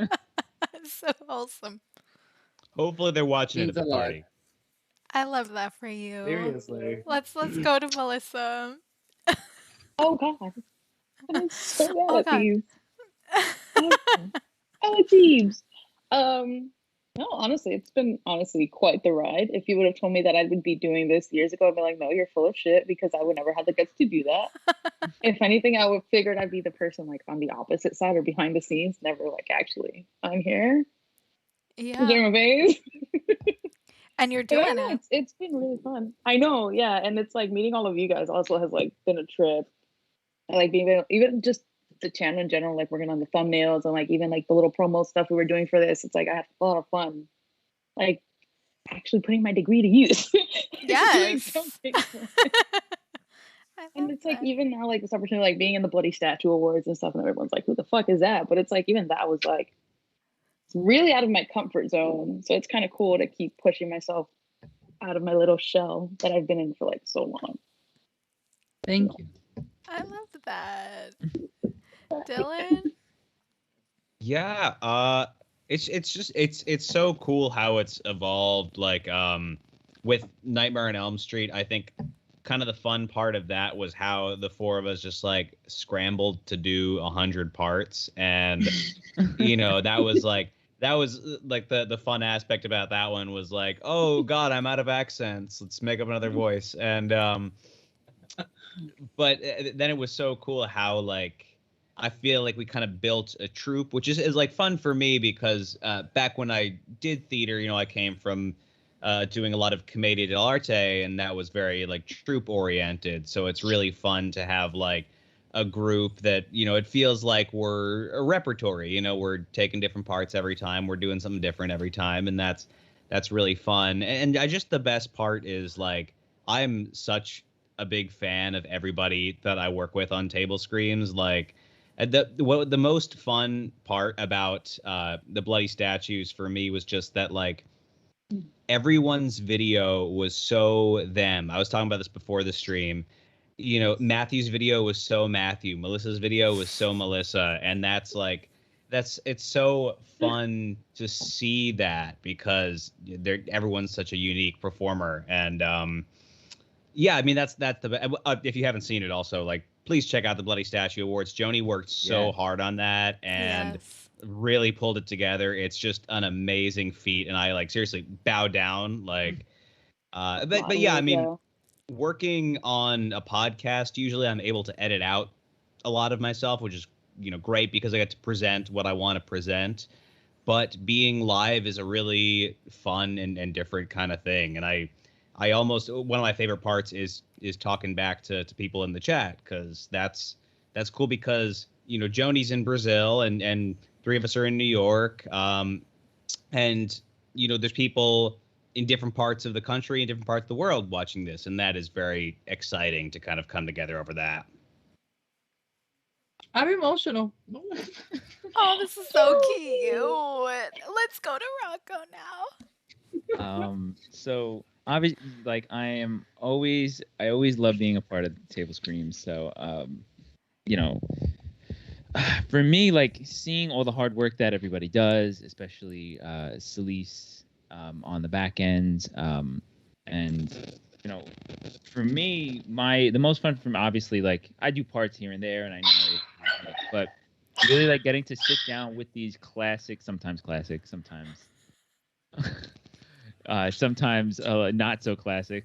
Sorry, bro. Movies are like, you know, it's fun to sit down with the scripts, and as a writer and musician myself, it's just fun to sit down with them and like put all of our personalities. You know, I know I've gotten to know everybody so well in here that it's like, you know, being able to put and insert our personalities in there, and just like continually try to get everybody to laugh. Like when I have a bit that makes everybody laugh, I'm like, this is gonna kill. Like this is the one. And it's just fun to rewrite the scripts and just to like write pieces that work with the narration and work with everyone, and working with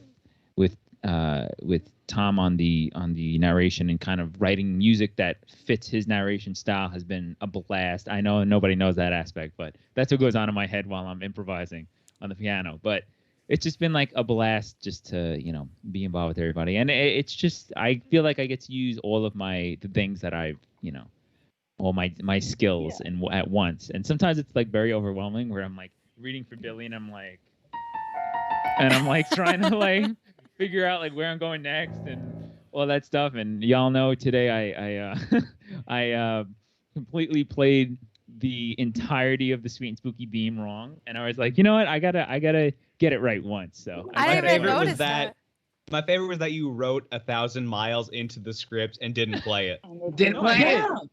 Well, you don't want to get copyrighted. Oh no, I did play it. It's just it was like in between people's lines, and I was like, oh shit! Like I wrote it without putting enough of a break in the narration for me to play it. So I like played it very quietly in the background. So there you go. For that little Easter egg. Exactly.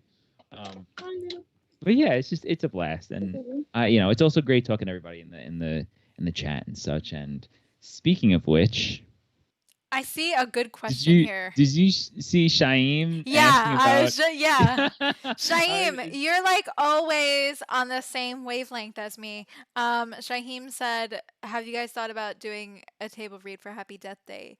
I actually just rewatched Happy Death Day a couple days ago to see if it would be possible with the amount of characters.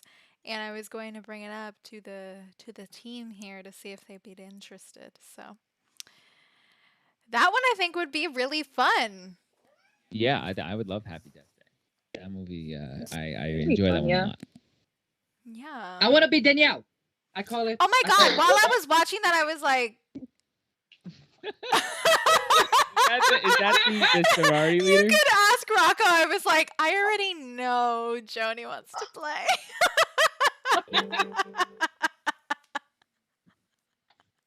Oh my gosh. Jhonee's got a type. A table read of The Howling would be awesome. That would be very interesting. That's hard because it's so special effects oriented too. Yeah, that's like if you did The Evil Dead. Which we actually discussed once. We were crazy enough to even consider that. Yeah. The remake? I mean, I think either we were just talking about the Evil Dead. Oh, no, the remake is Evil Dead. The original is The Evil Dead, right? Ooh. Yeah, the original is The Evil Dead, which is the one I was talking about. Yeah. Yeah. Loved it except for the tree scene. Yeah, it's also like saying like, oh, we'll do Final Destination. Have you read that script? Everything is like, the roller coaster is spinning around. Like, it's crazy. Yeah. Like, we can't do this. Good point. It's so funny, like picking also for Angela again for the behind the scenes stuff. It's so funny when picking these scripts, like there's so many movies that you see, you go, oh, this would be dope, and then you like, and this kind of happened with Nightmare on Elm Street. Sorry everybody. Where we like looked at the script before we edited it, and we were like, oh my god, we're gonna have to do a lot of work because this is like no talking at all in this whole movie. It's visual, yeah. Yeah. I also have to say, in terms of participation, beyond what is seen on screen and what we've just mentioned, everybody is really in charge of pooling other elements on their own that they brought into this, more than just being a performer. I mean, it goes from editing a script. It seems like it would be nothing, but it's actually a really big deal. When we're looking at these scripts, they're 150 plus pages. And we had, Selis, Rocco, we're all of us are thinking we can't do this for 4 hours. We don't want to perform for 4 hours either. And so I really want to give my hats off, wigs off, blood out to all of you, because you all have connections, whether your own or other people that you know. I mean, Tom, all those videos that popped up were just great. Little That's what I do on my channel. I just love that. And then Jhownee, you have your friend Lucas who makes all of our posters. Yes, amazing. And then Selis, you editing, or whomever edited the TikTok and then putting all of us together for that video. It just was unbelievable. And Melissa, the yearbook thing, I mean, I just thought that was such a great idea. And then to see it executed, and I noticed all of our backdrops. I mean, golly. Yeah. So I really have to say, all of you, there's so much that I don't think people realize that you all put into this, and it really, I think, shows. I hope it shows, because you guys really put out the effort. So I don't know why I'm saying thank you. I'm just so thrilled to be a part of it. Thank you. A fan of all of you. Fooling. Thank you for that. Well, I'm glad that you're happy to be a part of it. We are very happy and lucky to have you. Okay, you guys. So, if that is it for all of your questions, I think in 5 minutes we will end this stream. Get in some last questions here. Yeah. Oh. That, I want to that ask dude in the something bottom for you guys. is Shazam. Somebody said you look like Shazam, Dylan. Yeah. I look like Shazam, like John Zachary says you look Levi. like Shazam. Yep, Zachary Levi. Oh wow! I want to ask He's a something for you song guys. and dance man. Ooh. Go ahead. A question. Jhownee. Okay, so what was your favorite character to play so far? Oh, Start with actually, Elise. I think somebody kind of asked that question too in there, so Yeah. that's like a 2-for-1 there. Oh, I missed Who? it. Shaim asked that. Besides the I'm characters sorry, we'll have to Shaheem. play, who is everyone's favorite Scream character? Oh, I missed it. Oh. Okay. Oh. Sorry, I So- just realized. Wait, what's the question, Jhownee? What was your favorite character to play so far? In any table scream or tonight? Any table screams, like the Okay. one you enjoy the my most. This is gonna be kind of weird, but I think my favorite character that I played so far was actually, Julie from I Know What You Did Last Summer. Oh, I'm surprised. You are that character. I just had so much fun with that. But you were very good in the role. Yeah. Thank you. Oh, Matthew is gone. Sorry, I'm feeding the kitty. Okay, we'll go to Rocco. That's a tough one. I think for me, my favorite, and I'm usually the narrator, but I think Freddy might have been my favorite so far. Oh, wow. Because, yeah, I just think it was probably the most fun for me. I know that I didn't really, it's not really that many lines in the first film, but there was just something about it that I was really able to, I felt like I was really able to bring it, I used the cool effects pedal, and everything, and it was just a lot of fun to do.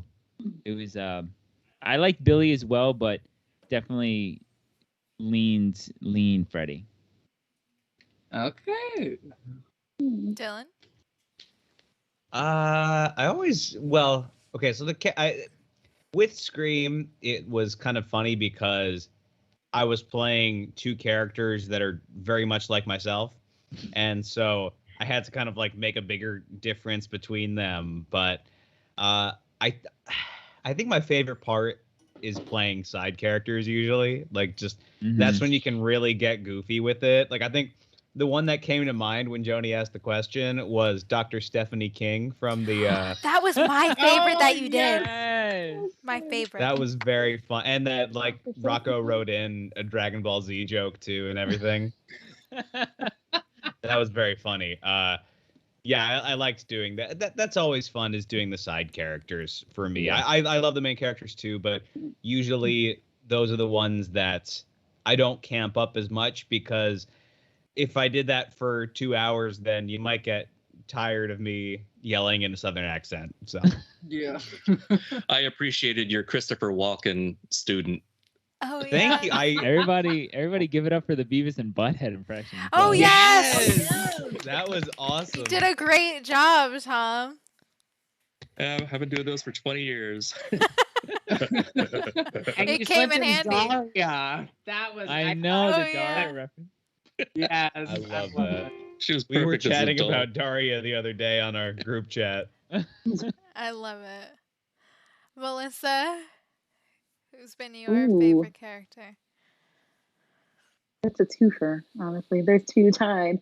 Mm, Not gonna lie. that's okay. Main character wise, I'm gonna say Helen Shivers, just because it was like that one. I thought I honestly was gonna have such a hard time because she's like literally the complete opposite, not only look wise but just personality wise of like who I am. Because she's so like out there and the blonde hair and all stylish and all this shit, and then I'm like a little hermit, like in my world of all black, always in the corner in the back when Helen is like center stage, always fabulous. I don't know, it was just really funny. Also, seeing myself in a blonde wig will forever give me existential crisis. So I love it. I love that wig on you. oh my god. And then going on the route of like dealing with the secondary characters, I gotta give it to my boy Sergeant Garcia. So good. Melissa's just always gonna be playing like the sergeant or the sheriff in these things. I'm it's always what a it's cop. gonna be. It's so funny though. Like, it's awesome. It is awesome. I love that we brought back Sergeant Garcia for Sorority Row. That was yeah. awesome. Senator Garcia. Senator Garcia. Yeah, he got a promotion. That was I great. almost came back for this one, but I'm like, nah, I don't want to like overkill it with Sergeant Garcia. We can't have another Sheriff Garcia. Jhownee, what's yours? Well, I'm really into like between Barry. I loved Barry and Jessica, of course, and Gail. So, damn it, I think I'm gonna say Gail because I love the interactions that she had. Because I could be bitchy and then romantic, and then this and then that. So I had more, things to do. With Barry, it was just me being an ass to everybody, which I love. Mm-hmm. With Jessica, I was just being myself, really. But this one, this one was more special. I think I'll say Gail for now. Aww. And for the side characters, I think I loved Mama Riley. Yeah. That was great. We also love Mama Riley. It's for Sid. I missed Mama Riley tonight because I was disrobing. Oh God. Wait, Matthew, tell us yours. Well, I think in terms of looking for depth in a character, it was a lot of fun to try to pull that out of a Claire and not have her be so just caricature gay portrayal of a woman. Mm-hmm. But then when I think about the role that I really I thought I was going to have to fight for was, of course, the Casey role. So I think in terms of, and it's not a main role, but I loved when I thought about it, I was thinking, I hope it's interesting enough because it's just me and two other people talking for a good 20 minutes, and then there's a part where I'm not talking at all and it's just acting. And so I thought getting into that character, as much as I had the blueprint of what Drew Barrymore did, you have to work within the confines of this. So I found that there was a challenge there that made me love Casey for more than just the obvious. I've always wanted to play that kind of role. So I'll say Casey for main. And then for a side character, also from Scream, it was the twit in the bathroom. And I'll tell you why. I think I didn't love my performance of it tonight. I thought I did it better when we had our last rehearsal, so I'm a little bummed. I messed up my line, but that's okay. But I remember what it was like being in the bathroom and having people actually talking about you and being nasty and vile about things that were out of your control. And so having that line and saying those things, I just try to embody, I was trying to be funny, but when you think about the context, this Sydney Prescott, if this were real, her mom was raped and murdered. And Sydney saw that, and these girls are just like, she made it all up. She probably killed the others. So I think that she's a nasty character that I played, and I was trying to draw in a lot of some of the childhood stuff that came from that. So I actually think her, because it for that little scene, it made me think, oh, there's some nasty people out there that would say things like this, No, definitely. Yeah. And you did a great job playing that role. Yeah, everyone did a really great job. Looking at my schoolmates. Sounds good. Dylan, there's a request for you to say, Selis, please make Zachary Levi say Shazam. I haven't seen the movie. I don't know it either. Well, you just say Shazam. We'll just say it. But you have to sell it. Shazam. Shazam, baby. There you go.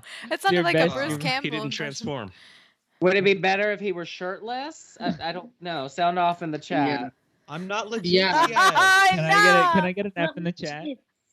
Oh, he's not legit Oh. yet, so he can't show his He's tits. not I legit. gotta say, Shazam. But It's not. I think the I funny think thing about my Christopher Walken impression is it's good enough that you know who I'm doing an impression of, but not good enough that it sounds like Christopher Walken, really. Yeah. Sorry. But yeah. It's pretty That's- good though. I know I it. think it's great. I'm jealous. I've been trying to crack a Christopher Walken impression for ages, and I just can't quite do it. It's hard. It's hard. I was He has a weird when we were cadence when he doing talks. Yeah, he does. Because he I don't think English was his first language, and so there was like some so like the cadences he picked up on later. But yeah, when we were doing Nightmare on Elm Street originally for the funeral scene, I wanted to do it as Stephen King, but every time I tried to do Stephen King, it just sounded like JFK. So God, how many impressions can you do? I went with Walken for that one. Yeah. I try. It cracked me up every time, like ashes to ashes, dust to dust. I don't take my time. In a bucket of cream. Wait, what is your Stephen King impression? It's JFK. It's like it's JFK. Like, I think that sometimes that is better. You know, it's like Sorry. Too soon. My new book, If It Bleeds. If it bleeds. I love all these impressions. I'm bad at impressions, so I'll leave that to you guys. I'm not great either. So. I wouldn't even try is the thing. I'd be too embarrassed. I used to do so much more in high school. Then my voice changed a second time, and I lost a bunch. The second voice change. The one I would do in high school was like if somebody had a guitar, I'd do the guy from Smashing Pumpkins. I don't know that guy's voice. Very strange voice. Little whiny. Yeah. Very, yeah. What does it sound like? What's that song? Just on me with a smile. Cut you like you want Oh me my God, to. he used to do this at work all the time. Yeah. 90s, it hurts. That's what working with Dylan is like. Yeah. Everyone's really getting the behind the scenes. Oh, we used to do Blink-182 all the time. That one I can do, yeah. Oh, Blink-182 is iconic. Of course you guys did. And I'm so sorry. Oh my Oh god. no, actually, me and one of my coworkers went like a whole entire shift one time talking to each other in British accents, and absolutely nobody was fazed by it whatsoever. We were Because talking your to job is customers too like this. chaotic. They don't have time for that Our shit over there. managers, the kitchen. Hey, listen, me and Dylan used to work in an office, so I'm sure people were like, "Why are the dudes answering the phones doing a Blink-182 impression?" Oh It's yeah, we weird. like tried to record a cover of My Heart Will Go On as Blink-182. I forgot about that. Oh my god. Yeah. Oh my That god, I need recording to- studio. We had a whole recording studio, and all we would do is stupid things like that. Yeah. Of A course mess. you guys did. I expect that from Hello both of you. there. Oh my god. Vision of my nightmare. Oh my god. This stream is turning into a Blink-182 thing. I don't even like Blink-182. Don't come for me. I not can't like say bad that music? I love them. That's good. I think they're I funny. know of them. I don't It's love like- them. It's like nostalgic in a weird way. It's like I feel like Yeah. no one actually genuinely loves them, but it's also like reminds you of like a certain era, and you just Yeah. can't shake it off. And Yeah. it just gives It's you a not very like My specific- Chemical Romance people like genuinely love. It's scary. I don't know if this is like a mid-millennial crisis or nothing, but like there's something about hearing good music from when I was young that just doesn't hit the same as hearing bad music from when I was young. Like you put on some like I don't know Oh my god. something that I liked that's actually good, and then you put on like Smash Mouth, and I'm like, hell yeah, this is where we're going. Smash Where it's Mouth. at. Oh my god. Give me that Wonderwall. Oh, Wonderful. Okay, that's good. Okay, guys. Well, I think we're gonna end here. Thank you so much for all your Should we end with the questions. Blink-182 song, Rocco? Absolutely not. I'm This warmed is up. my Listen. stream. Thank Oh, you. Yes. Stay out of my street. Control, Assert it. girl. How to redeem myself. Thank you. Okay, you guys, thanks so much to everyone that tuned in. John, thank you for coming by. Shaheem, Larry, Allie, all my real ones that stayed. Thank you so much. I would like to thank Tom for coming by, being our narrator for the first time. Thank you so much. Tom, you rock. Thank you for having me. It was a blast, and you guys are amazing. Oh, you're Thank amazing. you. So much And Too. so is Vinny. We love Vinny here. And we love Gabby. Shout out to Vinny Yes. and Gabby. Shout out to Vin. Yes. Watch the newbie God, reviews. Vinny's here They're in so person. good. Yes, definitely check out Tom's That's channel if you haven't. The newbie reviews. They're so good and so They're funny. so great. I love He has a it. TikTok now. Oh, I love it. Oh my god. I didn't follow that. What? He said Vinny has a TikTok. I didn't know that. Wait, Yeah. There's like 3 videos on it, not a lot. Oh, I have to follow the He dropped a TikTok. Latin thing. Same. Yeah, I will leave everybody's socials in the description once this stream is over, and be sure to go and follow them. Thanks so much again, everyone. Matthew, Jhownee, Melissa, Dylan, Rocco, thank you. Yay, Thanks, you. everyone. Okay, love you all, and have a good night.